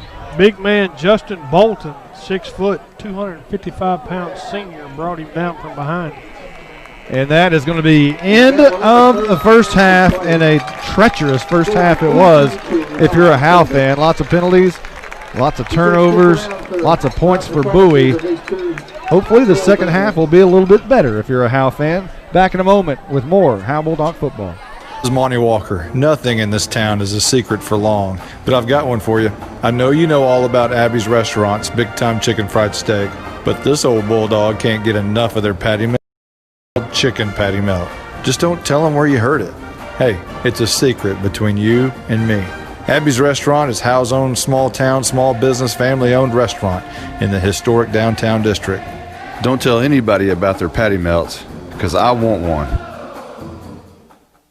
When life is at its most difficult, we surround ourselves with people who are kind, compassionate, and understanding. At Scoggins Funeral Home and Crematory, Tommy and Bobby K. Scoggins are those people. When tragedy hits, they will work for you and take care of what needs to be done for your loved ones. For more information about their services, visit ScogginsFuneralHome.com or call them at 903-482-5225. Scoggins Funeral Home. Their loving staff will take care of you and your loved ones. You are invited to the one and only Bucks North Barbecue in downtown Austin, Texas. Your friends and neighbors say it's the best barbecue in North Texas, and to decide. Come taste the difference at Bucks North Barbecue. For complete store information, including menu, location, and hours, click on bucksnorthbarbecue.com. That's bucksnorthbbq.com. Bucks North Barbecue in downtown Van Alstyne is a proud supporter of the Howe Bulldogs.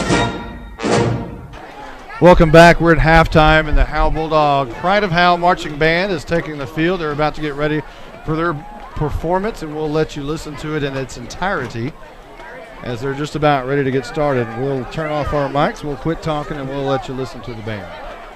They're still marching out there, getting it in line, but I believe Kendall Kitching, the drum major, is just about ready.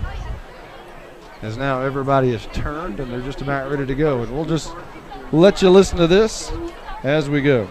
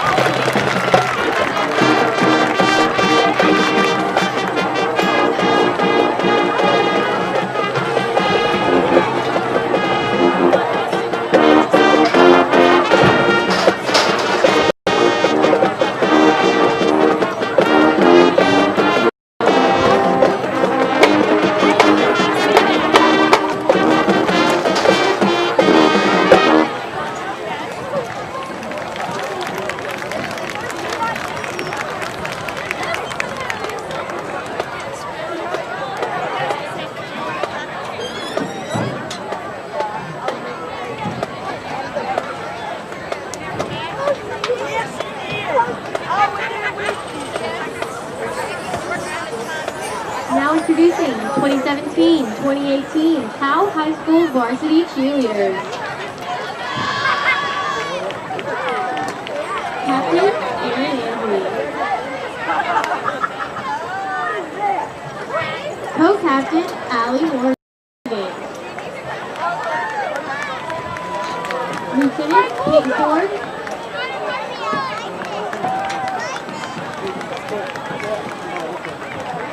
We also have Braylon Burns, Michaela Doty, Lydia Hagan, Natalie Murphy, Addie Pacina, Abby Pell, Jamie Taylor, Riley Underwood, and Ashlyn Warman. Mascot is Carson Fleming.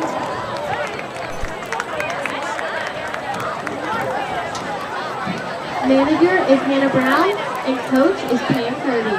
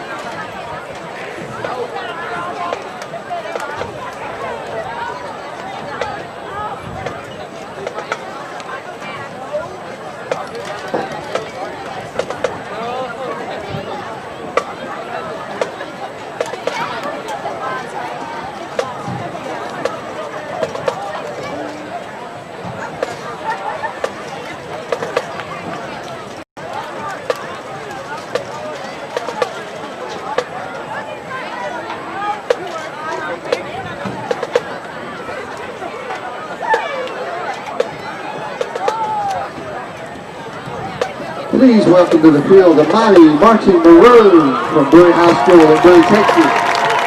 Our show this year is Inferno from Dante's Inferno with music written by Robert W. Smith. This is grade 5 music which is extremely hard to play. The band will perform 2/3 of the show at this point. There will be many more things to come in later games. We hope you will enjoy Inferno.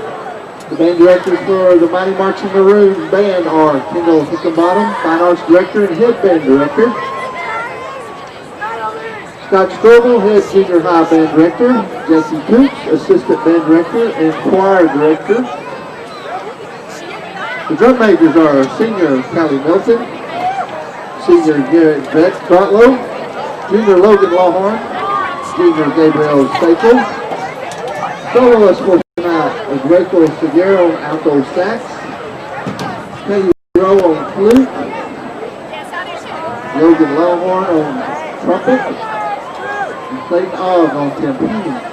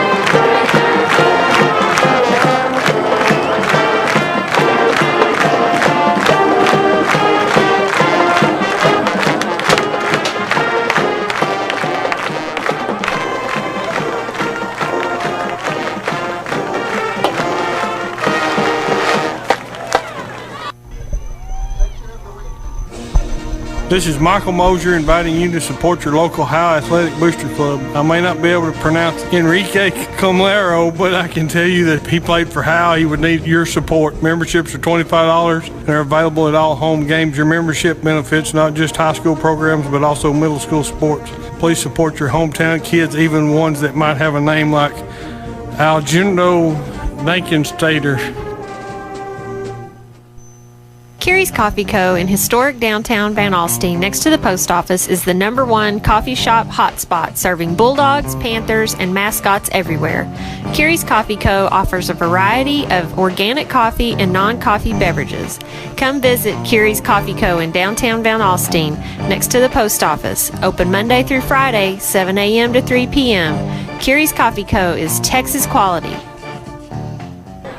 Welcome back here in Bowie, Texas, where, well, the Jackrabbits are leading right now, 22-7. We are at the half, awaiting the third quarter to start. And Michael, you got some scores to update us on from around the area. S&S on top of Tom Bean, 14-6. Pottsboro at halftime. Pottsboro losing to Gunner 19-0. Anna beating Kalispberg 21-6. Van Alstyne on top of Bonham 28-14 at halftime. Munster beating Pilot Point 28-0. Edgewood losing to Caddo Mills 27-6. And Coach West at Collinsville High School is beating Era 28-14 at halftime.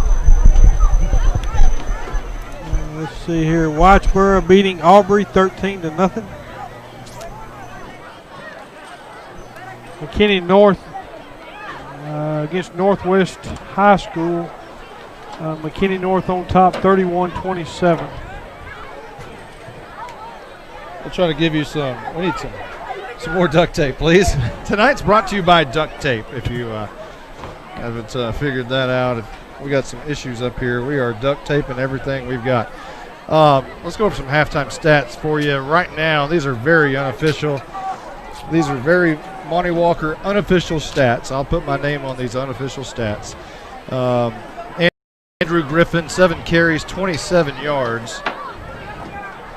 And Cameron Blesseye, 1 carry for 8 yards. Dylan Moreau, 2 carries for 3 yards. Mason Riggs, 3 carries for 11 yards. Kirby Cohealy has 5 carries for 23 yards, and that includes a 9-yard sack. So that may go in the passing stats. We'll see how they factor that in. Ty Harvey, 2 catches for 21 yards. And Devin Porter, a catch for 25 yards. Andrew Griffin, catch for 5 yards. Bowie comes back out on the field. You can hear the home crowd. They are the nearest to us. In a moment, you'll be able to hear the Howe Bulldogs crowd. Here they are.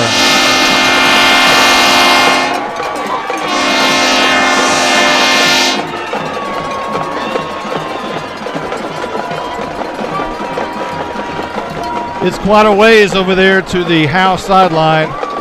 We're probably about 40 yards from the field play here, up in the air and off the sidelines. And we're a little bit of ways here, but not high. We don't have a real high vantage point, but we are a little bit back, far away from the field. Let's check down with Justin to see what kind of mood maybe the Bulldogs are in right now. Oh, Justin. Come on, Justin. We'll check down in a moment. I think we fixed it. I thought we fixed it. Maybe we didn't. So Howe kicked off to start the football game. Bowie took the ball first, so Howe should start here with the football to start the third quarter. We're just about ready to get underway as the teams are coming back on the field. Howe will be moving right to left towards that north end zone. Mason Riggs is back deep, standing at the 10-yard line.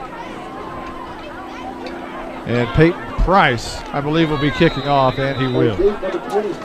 So just underway, or just about to be underway. Straight up 12 o'clock on the scoreboard, starting the third quarter. Price, 5 yards away. He's going to squib this one, and it's going to roll probably out of bounds.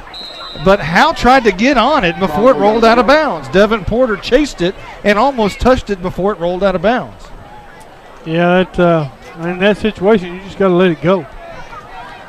And that's the second time that's happened, because Andrew Griffin a moment ago touched it, caught it right as it was going out of bounds, and then he stepped out of bounds. All right. So they did not touch it. Devin Porter did not make contact with it. So the ball will be spotted at the 36-yard line. Apparently, maybe they did touch it. 36-yard line. Okay, looks like Justin says he can hear us. Okay, we'll check down with Justin here in a moment. Cohealy in the gun. Riggs goes in motion. Cohealy's going to keep it right over left tackle. He'll gain 2 or 3 yards up to the 38-yard line. A gain of 2 officially for Cohealy, who has his 6th carry of the night, the most by any rusher so far. Hunter Kirkman in on the stop for Bowie. 4 yards all in the huddle is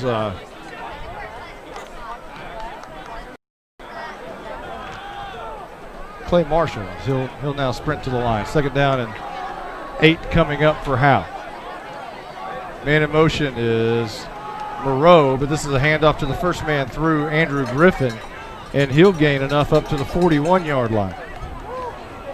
So a 3-yard gain by Griffin. Matthew Wallace in on the stop. Number 7 is Justin Bolton. That's the defensive play from Jeff Adams.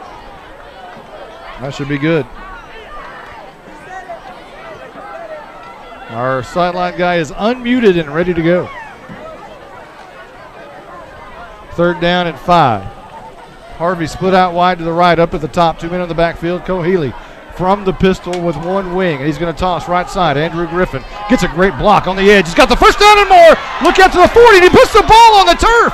Another fumble, and Bowie says they have it. That's a great block by Kirby Cohealy. He's got to the outside edge. And apparently, the ball rolled out of bounds, and Howe will retain possession and move the sticks to the 47-yard line. So a 12-yard run by Griffin.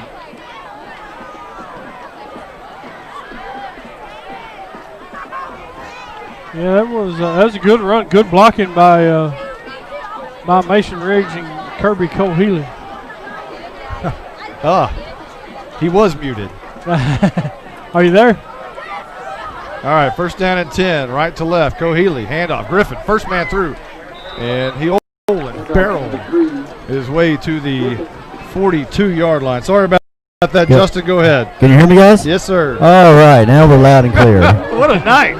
You got any duct tape down there? No kidding. I mean, we're still in preseason mode. We're still still trying to work out the kinks. But yeah, right now, guys, everything is still positive down here. The guys are patting each other on the back, trying to get everybody hyped up, and then look like we got a timeout here by Coach Hudson. We'll take 1-2 back in a moment, real quick on herprize.com. Alexa, turn to HGTV. Tune into HGTV on Dish. This is Fixer Upper. It may be a gadget, but it sure is fun. You can change channels and search movie titles easier than ever with Alexa. The best part? It's free from Cavender Home Theater. Alexa, why wouldn't everybody have Dish from Cavender's? I don't know that one. Don't be left out. Call Cavender Home Theater today or go to CavenderTV.com.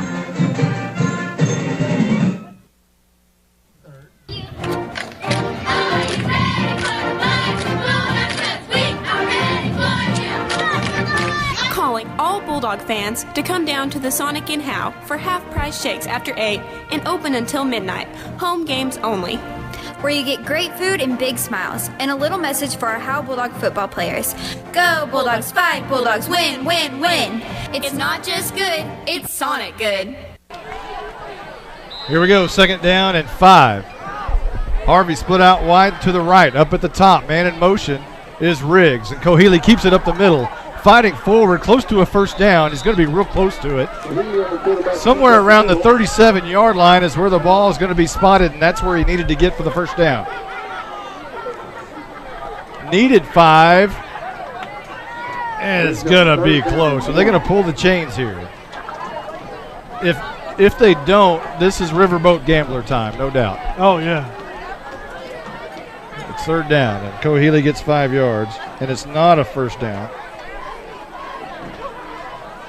As he's going to hand off this time to Andrew Griffin as a first down and more to the 31-yard line, and he was very quick through the hole for 6 yards. Andy Fitchner in on the stop for Bowie.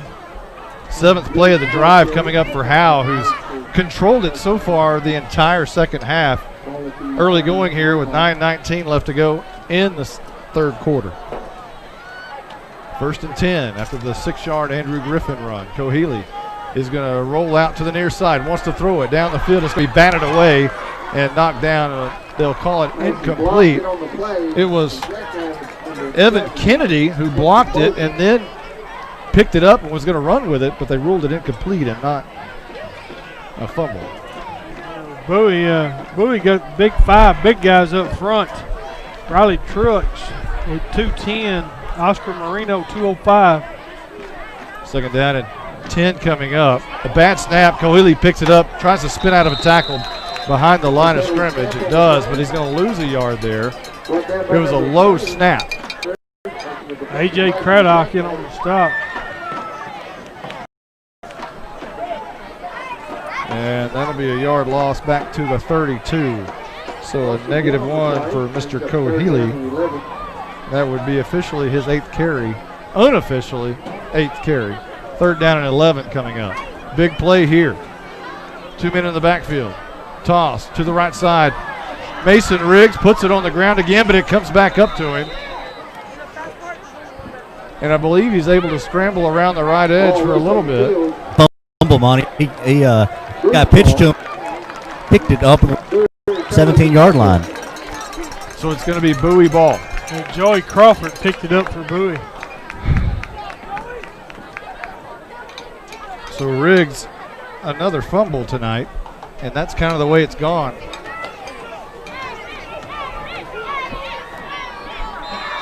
You know, we talked a little bit about last year. Riggs had the fumble hiatus a little bit early in the year. And we'll start over here. Here goes. There's another fumble, but Bowie is able to jump on it. Now it comes out late. Howe may have this one.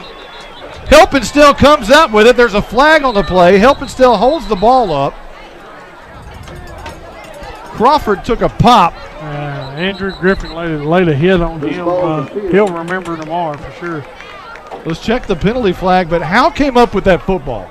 That should be Howe's ball. The ball was spotted. The line of scrimmage was the 17-yard line for Bowie. And on the first play, Crawford was popped. The ball came out, and J.C. Helpenstill ended up with the football. But somehow there's a penalty apparently on Howe. And when it rains, it pours.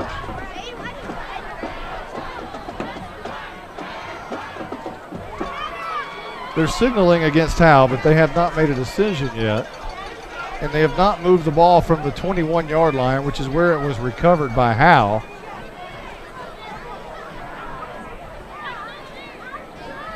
And Coach Hudson is obviously not happy about this one. Maybe Justin can hear what's going on down there. I can't right now. I just can see how animated Coach Hudson is right now.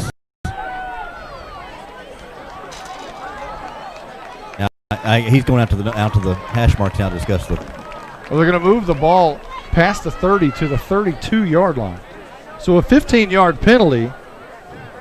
And you don't get the ball. Yeah, that's another extremely costly penalty. And it's best to do it now. If you're going to do this stuff, you better do it now. Don't do it against Van Alstyne and Pottsboro. Yeah. And Callisburg and Whitesboro. I'm not sure what happened. The hit on in the backfield. Looked like a good hit, just a good hard hit. Wherever this was downfield.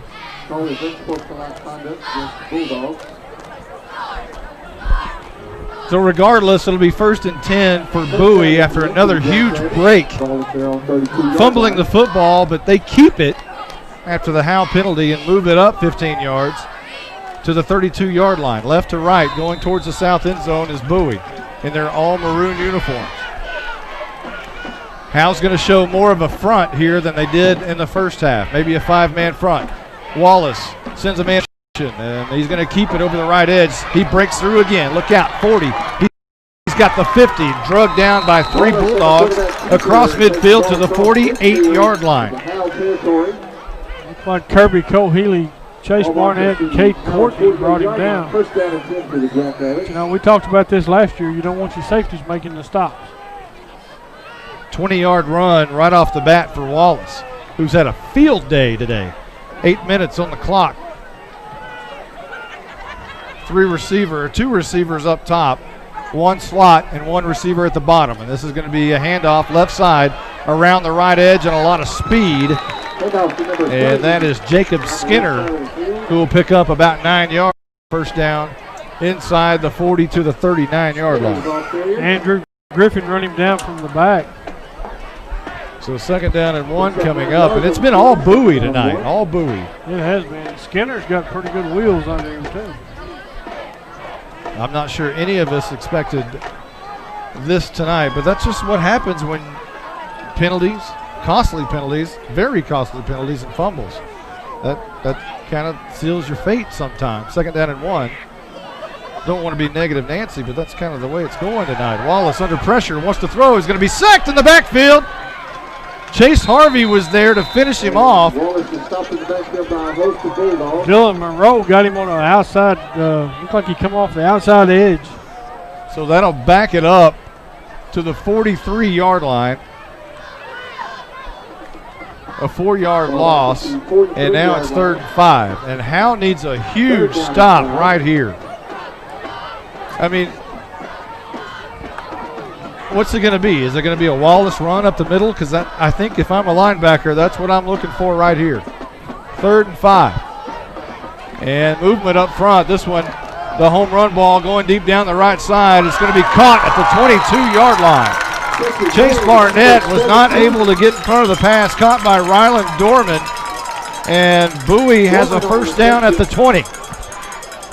Yeah, looked like he just did one of them throw-up balls there that he just got a little bit of edge on Barnett. Well, there was movement before the ball was snapped, so Wallace very smartly a word? Smartly? Very wisely just threw the home run ball. Nothing else to lose because it was going to be offsides against Howe, more than likely. At least that was in his thought. 1st down and 10, left to right, Bowie. Low snap, Wallace digs it out, and he's going to run up the middle, a couple of leg tackles, and now he fights and surges for about 3 or 4 yards to the 16, 17-yard line. Tackle made by Cameron Blesseye off that outside edge. It looked like Harvey checked in for Barnett on that in that cornerback position. 5:37 and rolling here in the 3rd quarter. Time is slipping away. Howe's going to have to make a stand and turn it back the other way. Low snap. Wallace digs it out. Throws out to Price, who's brought down immediately on the screen pass to about the 17-yard line. Nothing doing there, no gain. Andrew Griffin in on the stop. It looked like Peyton Price got up a little gingerly. So it'll be 3rd and 6 now. And again, another big stop needed right here, but this is definitely 4-down territory for Bowie. And you not only have to stop them from getting 6 here on 3rd, you're going to have to stop them from converting on 4th. Wallace in the gun. Man in motion is Price. They fake it to him. Wallace keeps it right up the middle. He's got the 1st down. Inside the 5, breaks out of a tackle at the 3, and he's into the end zone. Another touchdown for Wallace, his 4th of the night. This time from 16 yards out. Hit just past the line of scrimmage by Cole Healy, but you just got to wrap up. If you're going to make that contact, you got to hold them.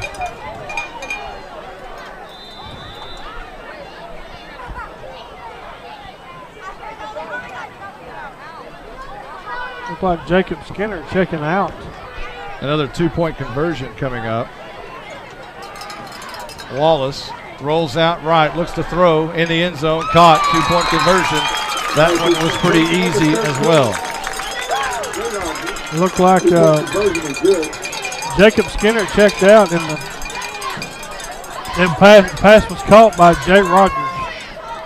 We're going to take a quick timeout as Bowie now leads Howe 30-7. We'll be right back. I'm attorney Micah Belden, an old-school black and white Howe Bulldog. In criminal defense, you need someone who fights like a bulldog. Call me now if you've been investigated, arrested, or charged with a crime in North Texas. My number is 903-744-4252. We'll set up a free consultation. You will find out that I'm rough, tough, and I can't get enough. I'm board certified in criminal law by the Texas Board of Legal Specialization, Principal Office, Sherman, Texas. Visit my website at shermancriminallawyer.com. Hey, this is Monty Walker. Nothing in this town is a secret for long, but I've got one for you. I know you know all about Abby's Restaurant's Big Time Chicken Fried Steak, but this old bulldog can't get enough of their patty melt and grilled chicken patty melt. Just don't tell him where you heard it. Hey, it's a secret between you and me. Abby's Restaurant is Howe's own small town, small business, family-owned restaurant in the historic downtown district. Don't tell anybody about their patty melts, because I want one. 30 Bowie in the lead, 4:45 left to go in the third after a 16-yard touchdown by Matthew Wallace, his 4th of the night. And that capped off a 7-play, 78-yard drive. 68-yard drive, rather. 68. Here's the kick. It's going to go near the out-of-bounds marker, and it goes out of bounds. And a flag will fly at the 22-yard line. So Howe will either have possession at the 40 or we'll make them kick again. Earlier, Coach Zach Hudson made them kick again. And it appears that's what's going to happen again. And they could just keep kicking it out of bounds until they start kicking from the 5-yard line. Yeah, they can do that. Just kick it again. Just kick it again. Just kick it again. Yeah, it backs them up 5 every time. Definitely not the game that we were thinking it was going to be. I don't think anybody was anticipating this type of performance from the Bulldogs. And it's not typical, and you don't want to browbeat anybody, but it's just about fumbles, and it's been about big penalties, and that's what happens in game to win, so to speak. If you fumble the ball and you make big costly penalties, your chances of winning football games reduce in a hurry. Right. But like you said earlier, you want them to happen now. You don't want them to happen, Von Alstine, Pottsboro. So they'll tee it up again and try to kick this one more time. 4:45 on the clock. Howe's about to get possession. It'd be nice for a return right here, a big return. Here's a kick to the middle of the field. And Mason Riggs takes it at the 15-yard line. Goes up to the right side. And is going to be hit at about the 24-yard line. And Howe will take over possession from their own 24, perhaps. They should have taken the penalty there. But hindsight is always 20/20. And with 4:36, Howe will start. Ryland Dorman made a stop for Bowie. And again, he was a little gingerly getting up, so he's coming to the sideline. 1st and 10, right to left. Howe comes back to the huddle and to the line of scrimmage. Harvey split out wide to the right. 2 men in the backfield, along with Cohealy, who's in the pistol. He turns, tosses. Arturo Louder spins out of a tackle, and he'll gain 2 or 3 yards up to the 26-yard line. And you get a sense that Mason Riggs is going to have a chance to rest for a little bit after a couple of fumbles. Yeah. A.J. Craddock in on the stop.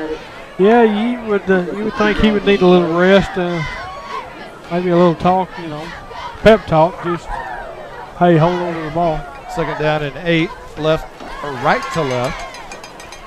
Louder still in the game, and this is going to be a handoff right side. I believe that is Dylan Moreau, and it is going to be close enough for striking distance for a 1st down at the 31-yard line. Andy Fitchner in on the stop. Looked like third and short. It looked like J.C. Heppenstall checked in, and 31-yard line. I'm not sure who went out. 3rd and 3. The Howe walks to the line of scrimmage.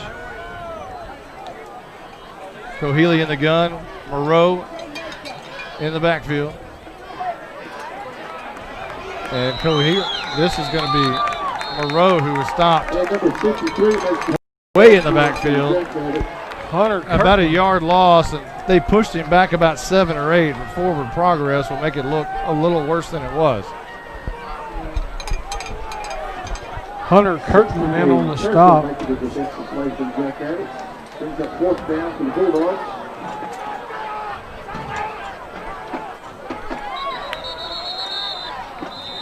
Timeout, Bowie.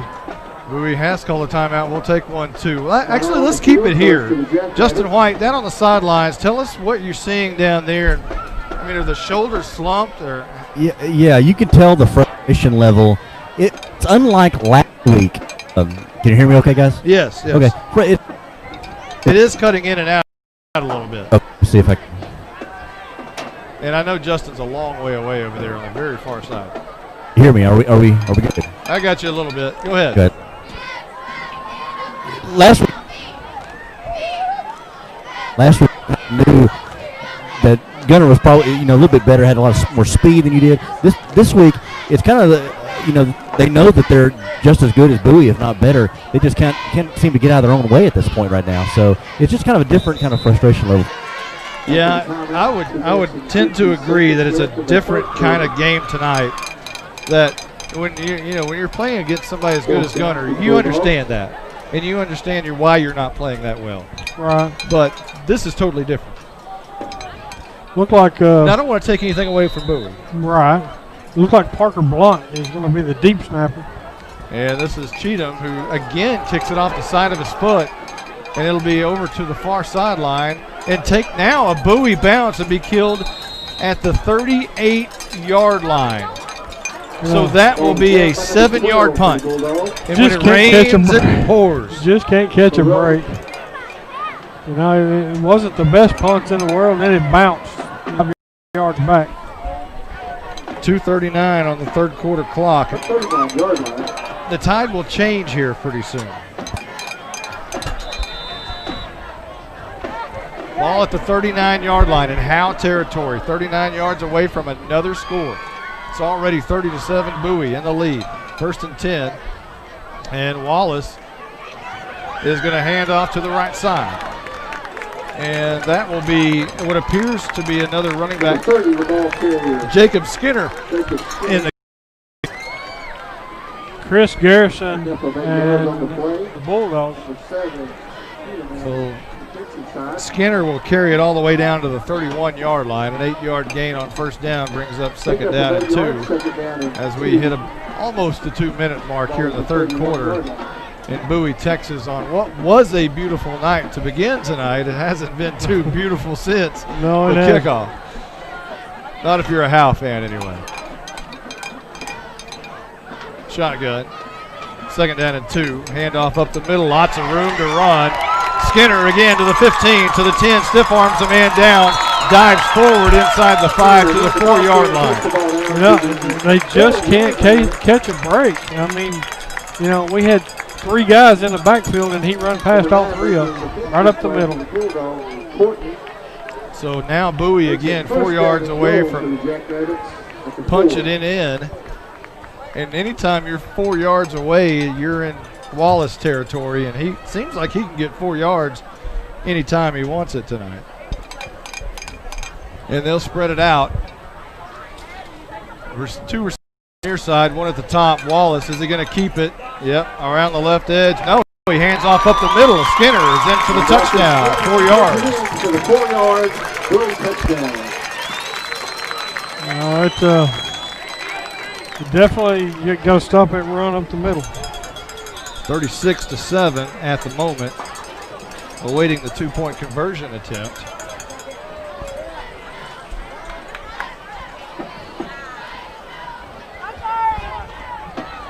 Well, oh my, Oh my, oh my. They're going to try for an extra point here.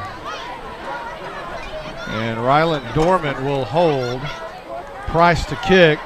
It's a high kick, and it looks good, and it is. Insult to injury, an extra point. We'll make it 37-7 with 1:19 left to go in the third. Back in a moment here on HoweEnterprise.com. When life is at its most difficult, we surround ourselves with people who are kind, compassionate, and understanding. At Scoggins Funeral Home and Crematory, Tommy and Bobby K. Scoggins are those people. When tragedy hits, they will work for you and take care of what needs to be done for your loved ones. For more information about their services, visit ScogginsFuneralHome.com or call them at 903-482-5225. Scoggins Funeral Home. Their loving staff will take care of you and your loved ones. You are invited to the one and only Bucks North Barbecue in downtown Van Alstyne, Texas. Your friends and neighbors say it's the best barbecue in North Texas. Now it's your turn to decide. Come taste the difference at Bucks North Barbecue. For complete store information, including menu, location, and hours, click on bucksnorthbarbecue.com. That's bucksnorthbbq.com. Bucks North Barbecue in downtown Van Alstyne is a proud supporter of the Howe Bulldogs. 37-7, Bowie in the lead here in Bowie after a 4-yard touchdown by Skinner and an extra point by Price. It was a 3-play, 39-yard drive, and now we're ready for the Tech Wave kick as Price will be kicking it off, and Mason Riggs will be back deep to return at about the 11-yard line. So we're going to kick it on sides, off sides, so we're going to kick it deep. Probably out of bounds. Right. Price is going to kick it to the right side, stays in bounds. Andrew Griffin from the 21-yard line. Now heads up to the middle of the field, runs over a defender and dives forward at the 34-yard line. A tough run by Andrew Griffin. What else do you expect, however? That's right. Stephen Wallstrom made the stop. What? Yeah. Is that Dankenstater? That's Dankenstater. You know, Andrew Griffin runs hard, and that young man will definitely feel that tomorrow. 1st and 10 from the 34-yard line. Howe down by 30. It would be miraculous at this point, but I've seen stranger things in my days. Man in motion as Arturo Louder, and whistles will blow before this one could get underway. I believe Andrew Griffin might have moved just a tad second bit early. And they're going to back it up 5 to the 29-yard line. So where are we at on flags? You know, last year we were at 30. Where are we at now? They making money again? I don't know, eh? $50 flat fee, $4 per flag. Tip your nearest referee. First down at 15. Louder in motion, handoff. Right side, Griffin. And again, he just dives forward. Looks like he may have tripped over, maybe possibly over his own man, or they just tripped him up as they went by. Hunter on the stop. They'll spot the ball at the 32, so a 3-yard gain.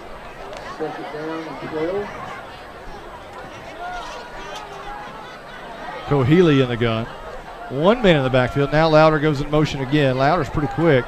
Cohealy over the middle to Devin Porter. Same play from a moment ago. This time he crosses midfield, hangs on to the ball to the Bowie 49-yard line. A first down, a nice pass and catch. Joey Crawford in on the stop for the Jackrabbits. 19 yards on the pass and catch from Cohealy to Devin Porter, his second catch of the night. And he's up to 44 yards. But also a costly penalty, fumble.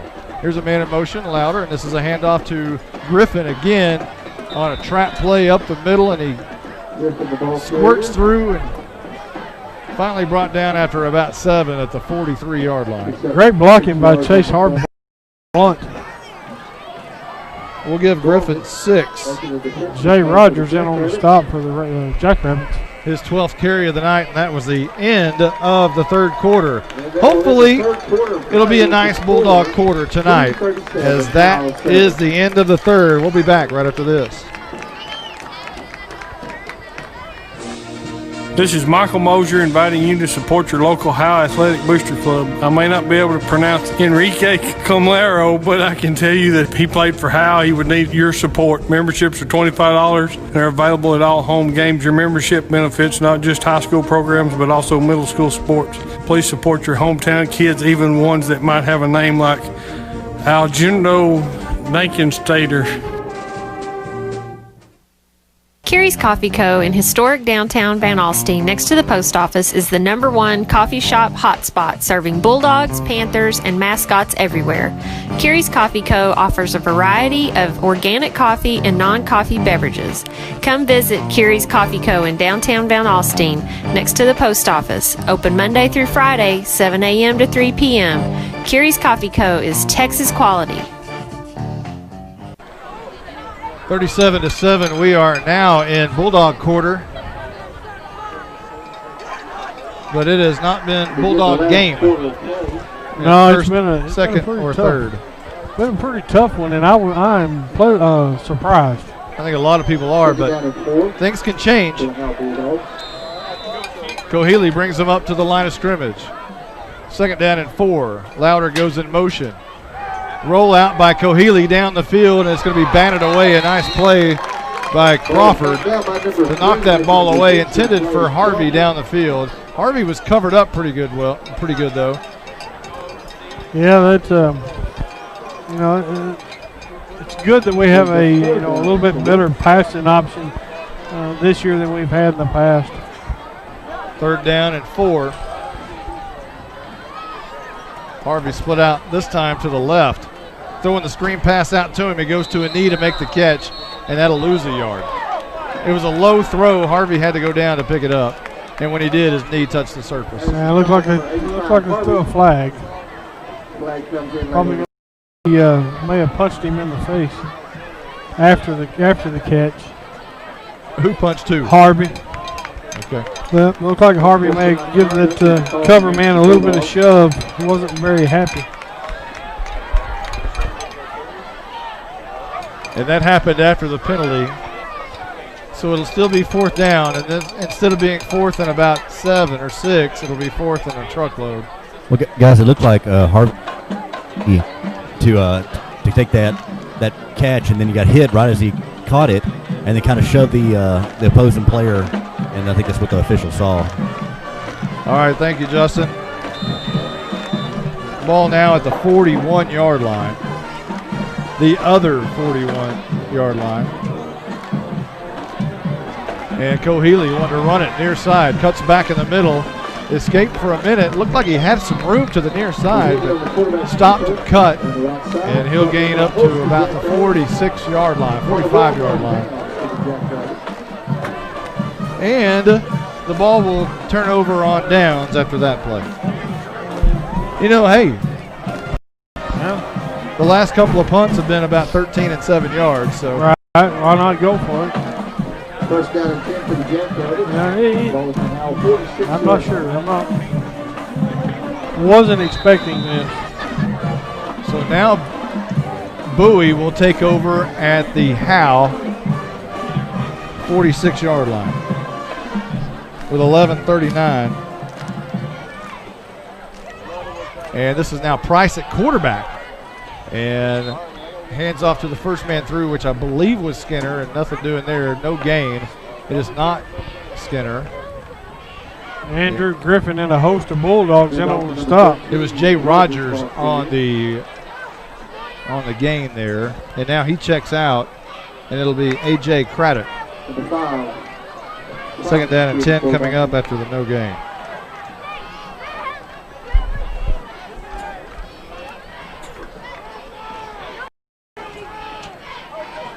Now Price, and Wallace's day is done apparently, as Price now running the offense. And he is going to fake the hand and finally give it. It could have been a fumble in there, but he gave it to A.J. Craddock, who just checked into the game. And rolling over the right side, stuck the ball in his gut, and they were just riding it together for a while. Right. And then finally Craddock took it, but no gain, and it'll be 3rd and 10. Dylan Moreau was in on the stop. There's going to be a lot of gut check time this week in Howe Bulldog land. I can guarantee it. But again, this is one of those games that it would not be like this at all had Howe not gotten their own way. Right. And that is a fact. It is not so much Bowie as it's been Howe, and I don't mean any disrespect for Bowie. And here's Price throwing it down the field. And that one falls incomplete. It'll be fourth down for Bowie. Yeah, Price was scrambling, had the face full of Cameron Blesseye as he got that pass off. How's the scores coming along throughout Texoma land? We got Bowie's getting ready to punt. Ryland Dorman will boom it away to Andrew Griffin. We got a flag on the play. I'm not sure why. Tom Bean, S&S on top of Tom Bean, 21-14. Whitesboro on top of Aubrey, 20-7. Pottsboro behind Gunner, 19-0. Callisburg losing to Anna, 20-6. Van Alstyne on top of Bonham, 35-14. Munster on top of Pilot Point, 35-0. Collinsville on top of 35-21. Collinsville scoring them points. Here is a punt by Dorman, left-footed punter, wobbly kick, going to bounce at the 26-yard line, and it's going to be recovered by Bowie. Bowie's saying it went off a Howe player, and the officials say otherwise, as Howe will take over at the 26-yard line. The coaches next to me in the next room were about to fall all over themselves. They thought that was a fumble. Right, man, he didn't touch it. Let's see here. Caddo Mills on top of Edgewood, 27-14. Coppell beating McKinney Boyd, 20-17. McKinney High School beating Keller High School, 17-7.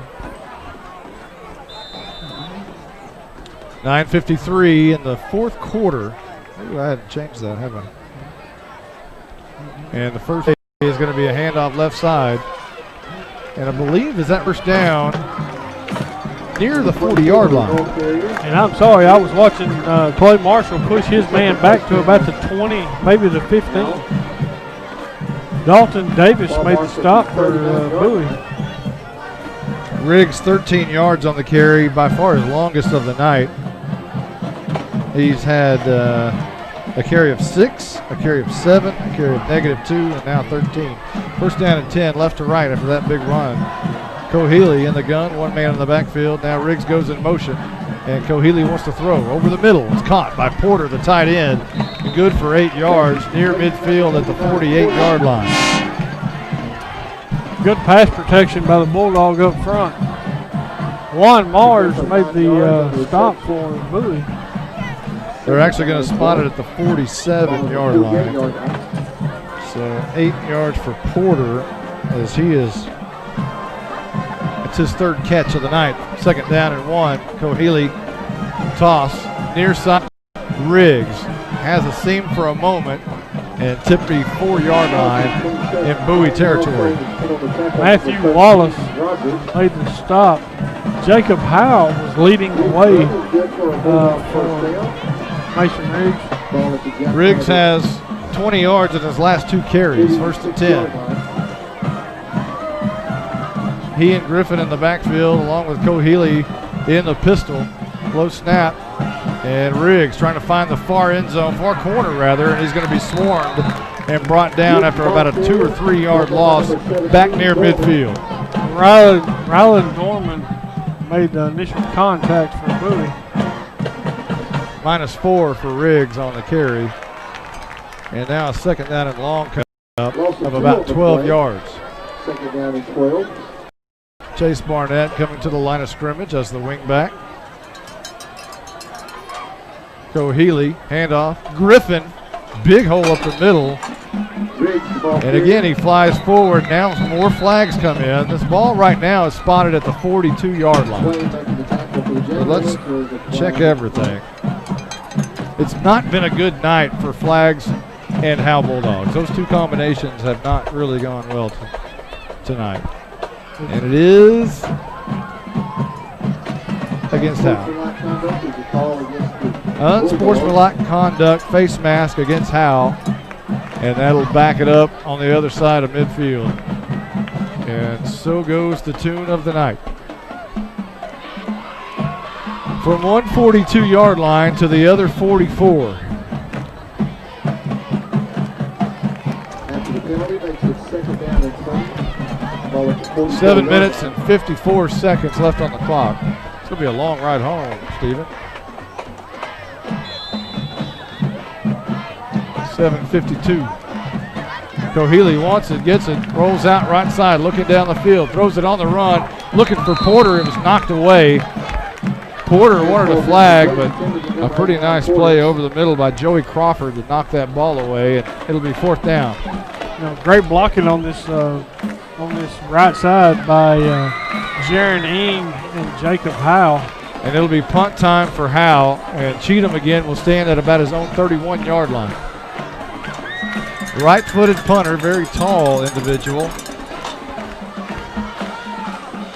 6'3", 170, the punter. 4th and 20 to be exact.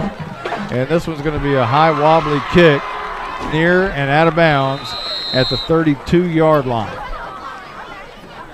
And we'll see where they, those officials out of bounds and just walk and just walk and just walk. As a punter, I hated that. So they'll stop walking at the 38-yard line. 38-yard line, first down and 10 for the Jackrabbits. That's one of them punts. You just when he goes out of bounds, they walk for miles.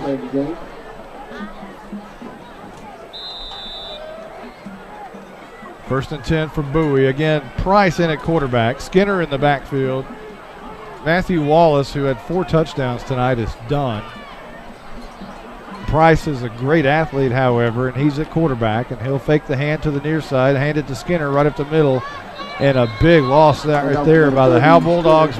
They had swarmed Skinner, and that's going to be a loss of about 3. Forward progress will take him 35-yard line. J.C. Heppenstall made initial contact. Cameron Blesseye come in and finished him off. Second down and 13 with 7:15 and rolling. And it almost can't roll fast enough. Right. Big congratulations to Mike and Tim as they both graduated from their military. Great young men. Price on a bad snap tries to pick it up, and now he just goes to a knee. And another loss back to the 31-yard line. You guys can hear me okay? Yes, sir. Hey, I just piggyback on what you were saying, Monty. You're right as far as everybody's attitude over here. I think they're not giving up, but you can tell it's just kind of, let's just get this game over with and get into next week. Yeah, it's going to be a difficult week at practice, I would think. A lot of things to. You know what? I wouldn't want to be at film in the morning at 9 o'clock or 8 o'clock or whatever it is. It might be 5. It might be off the bus. That's right. I would not want to be in that film session. I wouldn't either. 6:13 and rolling, and now the officials will stop the clock. And guys, things don't get easier next week. They play Munster. Munster's a quality 2A team, so it's going to be good. Yeah, you're right. Munster is a really good football team, and you surely don't want to be staring at 0-3. That hasn't happened in a long time in Howe land. But it appears that they will be 0-2 for the first time in a long time. That ball goes back to the 26-yard line after the penalty against Bowie. Here's a trap play up the middle. Skinner fights through to about the 30. You can see that big old pulling guard coming right across. You could. And he was on a mission. Andrew Griffin in on a stop. Ball at the 30-yard line. It's fourth down and 23 for Bowie, so they'll try to punt this one away with Ryland Dorman. Andrew Griffin will try to return it as he stands at the 41-yard line. Dorman, a left-footed punter, waits for it. It bounces to him. He grabs it, picks it up, punts it away. A wobbly kick, bounces at the 43, heads out of bounds, and there's some contact over here on the near side, as it looked like Caden Harmon and one of the Bowie defenders had a hit on each other. It happened out of the corner of my eye, but they had a beat. I was watching Andrew, I believe it was like he's number 88. Well, there was some traffic. Chandler Allison for Bowie. There was definitely some traffic right there.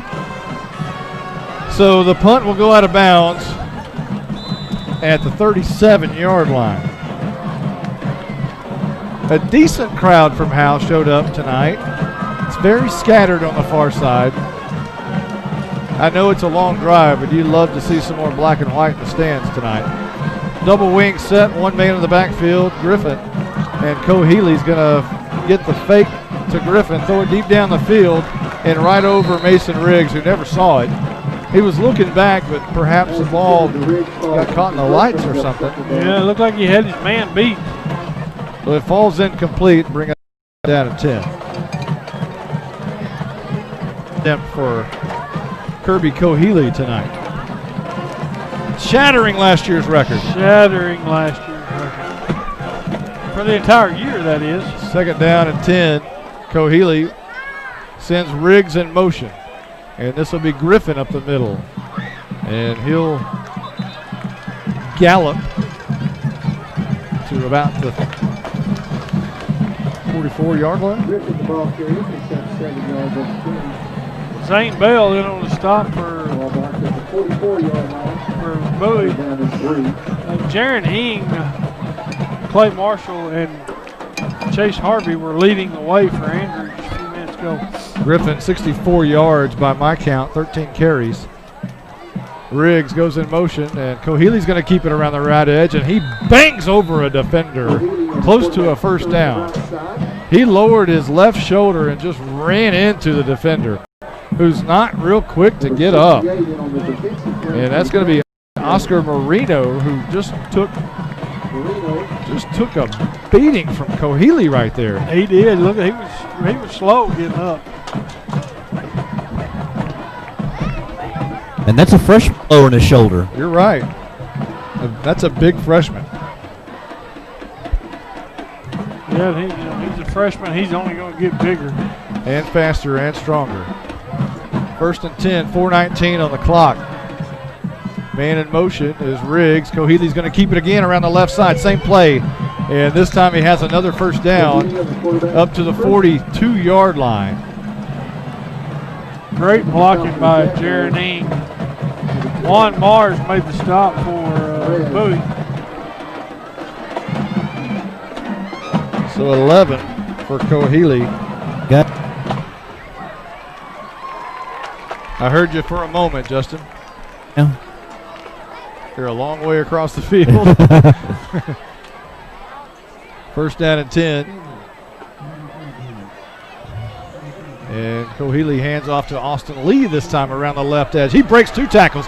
3 tackles on his way to the 31-yard line. We'll call it a 9-yard gain. Christian Sanchez made the stop. Putting on my color commentator hat here, if you're looking at some silver lining here, they've had some success running in between the tackles, throwing the ball down the seams there to Porter. So there's some good things that they can look at in this film session tomorrow. That is true. On to it. Second and inside. Looks down, throws it on the run, over the head and incomplete. Chase Barnett. Barnett not nearly as tall as Ty Harvey. And that one he couldn't go up and reach. It'll be third down. Yeah, good coverage by Joey Crawford. So third and short. A nice cool evening out there. The door just opened and we got a breeze and that feels pretty good. Yeah, feels pretty good for the 1st of September. Moreau goes in motion. Austin Lee again, and another first down for Howe. As he'll go up to the 27-yard line. Yeah, this Bulldog front, Parker Blount, Clay Marshall, and Dillard. Those guys do a good job up front. Good for a Bulldog first down. It's starting to get a little strange when you're watching some of these kids you knew when they were young playing pee-wee baseball and stuff. Parker Blunt, a really good pitcher. And I remember him when he was very, very young, and here he is, a varsity center. First down and 10, left to right. Man in motion is Riggs, handoff right side, and that is Austin Lee again for about 4 yards to the 23-yard line. And again, Jacob Howe, he's he's throwing downfield blocks. Jaron Ing throwing blocks up there, pushing his guys to the outside. Second down and 6 coming up, and this is one of those games that we're at the 2:28 mark, and we're almost over with this thing. But Justin's right down there. There are some things that you can pick out of this game that has gone well. Unfortunately, more things have gone bad. And here's Lee up the middle, and there's one thing you'd like to see. Another cat who can run the ball, and he crosses another first down to about the 13-yard line. About a 10-yard run for Lee, as he now has carries of 9, 4, 4, and 10. Great block by Mason Riggs to open that hole. If Austin Lee can carry some of the load on offense, you can let Andrew Griffin unload on defense. Right. Lee now still at fullback.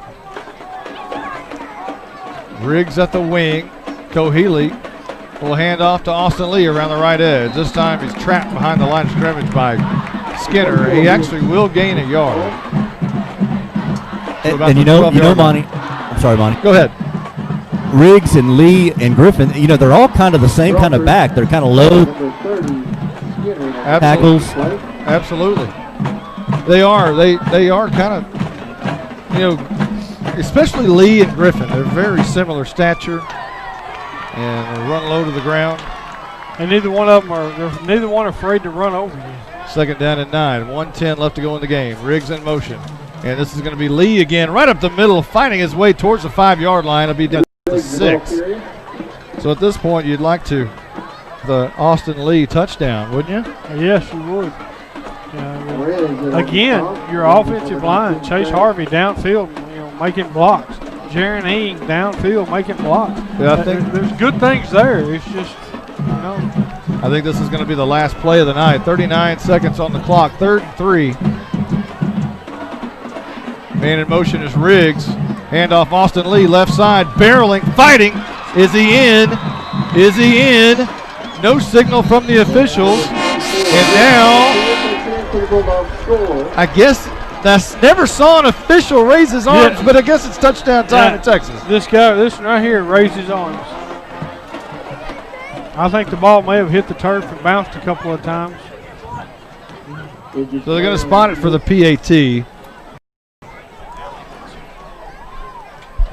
And a man is down.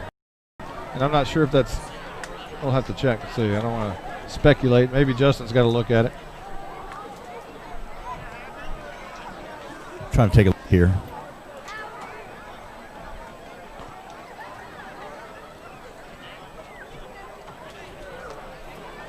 So Callie Vick is going to attempt to put through the 14th point. Again, the first points by a female was scored earlier in the game. Guys, that's Austin Lee, running back, number 34. And we hate to see that. Lee did such a tremendous job on that drive. But he is walking off, now running off, and it looks like he'll be fine. Maybe just took a little stinger there, maybe. So now there's 27 seconds on the clock. Callie Vick trying to bank through the 14th point. Cohealy puts it on the tee. The kick is up. The kick is long. The kick is good. 37-14 as Callie of the night. We're going to take a quick timeout. Real quick. We'll be right back. Alexa, turn to HGTV. Tune into HGTV on Dish. This is Fixer Upper. It may be a gadget, but it sure is fun. You can change channels and search movie titles easier than ever with Alexa. The best part? It's free from Cavender Home Theater. Alexa, why wouldn't everybody have Dish from Cavender's? I don't know that one. Don't be left out. Call Cavender Home Theater today or go to CavenderTV.com.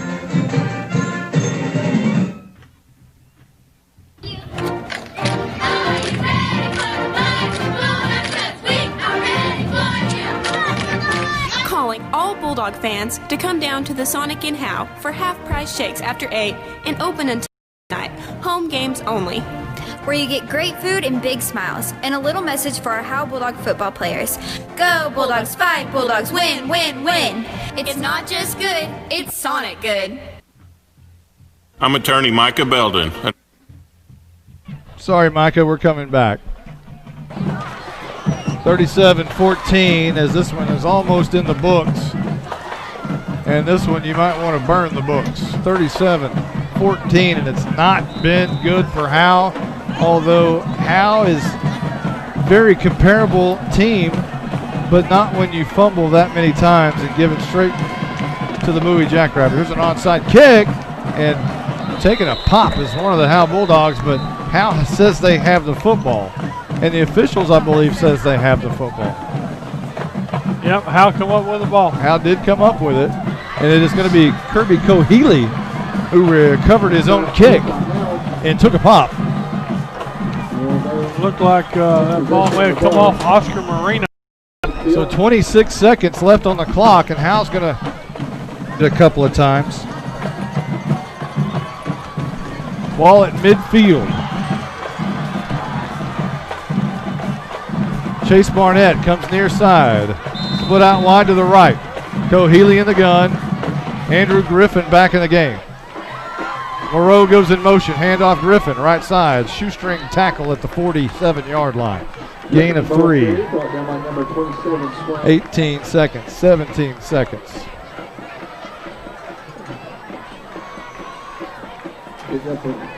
67th yard for Andrew Griffin on 14 plays, and that's going to be the final play of the game. 37-14. Right home tonight. The Howe Bulldogs are going to lick their wounds and get ready for next week, because it's going to be a dogfight against Munster over in Cook County. Yeah.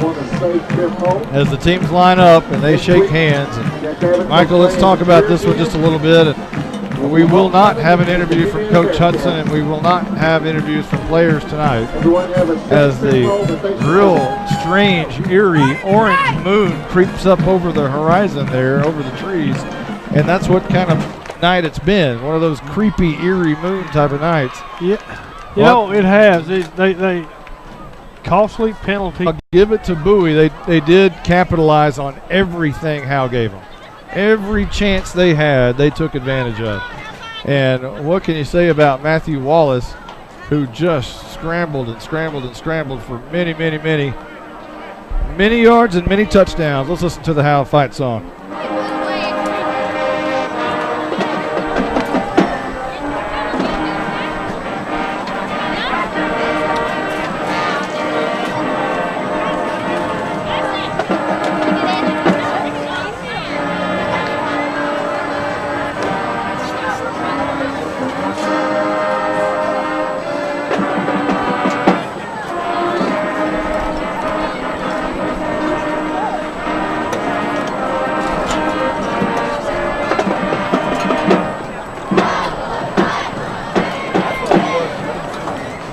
A very dejected Howe Bulldogs bunch slumps their shoulders, goes over to talk to Coach Hudson, who takes a knee. And this is going to be a very serious, heart-searching visit from Coach. And you can imagine during the week there will be some soul-searching going on between a lot of these players, because they were not expected to be 0-2 at this point. This team was expected to win tonight, and it did not happen, and we all know why it didn't happen. It wasn't because Bowie came in here and slammed the door on Howe. It was because of costly turnovers and costly penalties. And the good thing about that, those can be fixed. Yeah, they have a lot that went right. They had more that went wrong, and that can be fixed. That'll be, and Coach Hudson will address that. We'll start again next Friday. Justin White probably making his way up here as he is over there on the field. Justin, as you're walking back over, maybe we can hear you a little bit better now that you're not 4 miles away on the other side. Give us your recap of this game and give us your synopsis. Guys, I think it's the same, like you were saying, is that every opportunity, every mistake that Howe made, Bowie was able to capitalize. And I was thinking about this on my drive up here, is Bowie was not going to be a pushover game by any means. They went to the playoffs last year. They got in the playoffs the last 2 years, made it to the second round. We're returning several starters, at least from their defensive side. We saw Wallace from the quarterback. The offense really really focused on him, and he was able to get it to his playmakers to make some key plays himself. This game, I don't know if maybe Bowie or Howe came in here just underestimated. I wouldn't think so. I would think that Coach Hudson had them prepared, but just from the beginning, they kind of came in here and kind of punched Howe in the mouth and just kept on coming at him, and Howe just never been able to recover. Well, the bad part is that Howe kind of punched Howe in the mouth a little bit tonight, too, and that can't happen going forward. And like we said, the good thing about that, those things can be fixed. And if you're a Howe Bulldog fan, certainly like Michael and I are, guys, rally around the troops, so to speak. And probably next week's going to be as tough a challenge as they've met. Obviously Gunner. You don't even really think about that because Gunner's so good, but Munster's going to be a formidable foe, and if you can go in there and punch Munster in the mouth and make a statement, then you start feeling pretty good about yourself again. They'll regroup. These guys, they always come back. The heart is there. They never quit. They never stop. They never shut down, and that has a lot to do with Coach Hudson and his coaching staff. And these guys will come back. They'll come back. They'll fight hard this week. We'll see a different team next Friday. Well, we've had fun tonight, despite the outcome and despite the ugliness that happened on the field. It's always fun to get to bring everybody Howe Bulldogs football, and we've got a long ride home tonight, and it's gonna. I may have to stop and eat and drown my sorrows in some stolen sausage somewhere in Munster or something. I don't know how I'm going to get that place open at this time of night, but we're going to try. I tell you what, it's been fun though, and it has. And we'll be back next week. We'll be back over at Munster, and we'll bring you all the action there. And for everyone who's been a part of this one, including Justin White, Stephen Braswell, and Michael Mosier, Dinkenstater. That's right. That's right. I'm Monty Walker. We'll see you next week. This has been a Grayson Publishing presentation. Barrels over a defender into the end zone. It's touchdown time in Texas. Howe Bulldogs football has been brought to you by Cavender Home Theater, Sonic of Howe, Scoggins Funeral Home, Kiri's Coffee Company. The Bulldog fans are on their feet. Both sides at full throat. 4th and 2. Howe Bulldog football is also brought to you in part by Buck Snort Barbecue, Abby's Restaurant, Attorney Micah Belden, and the Howe Athletic Booster Club.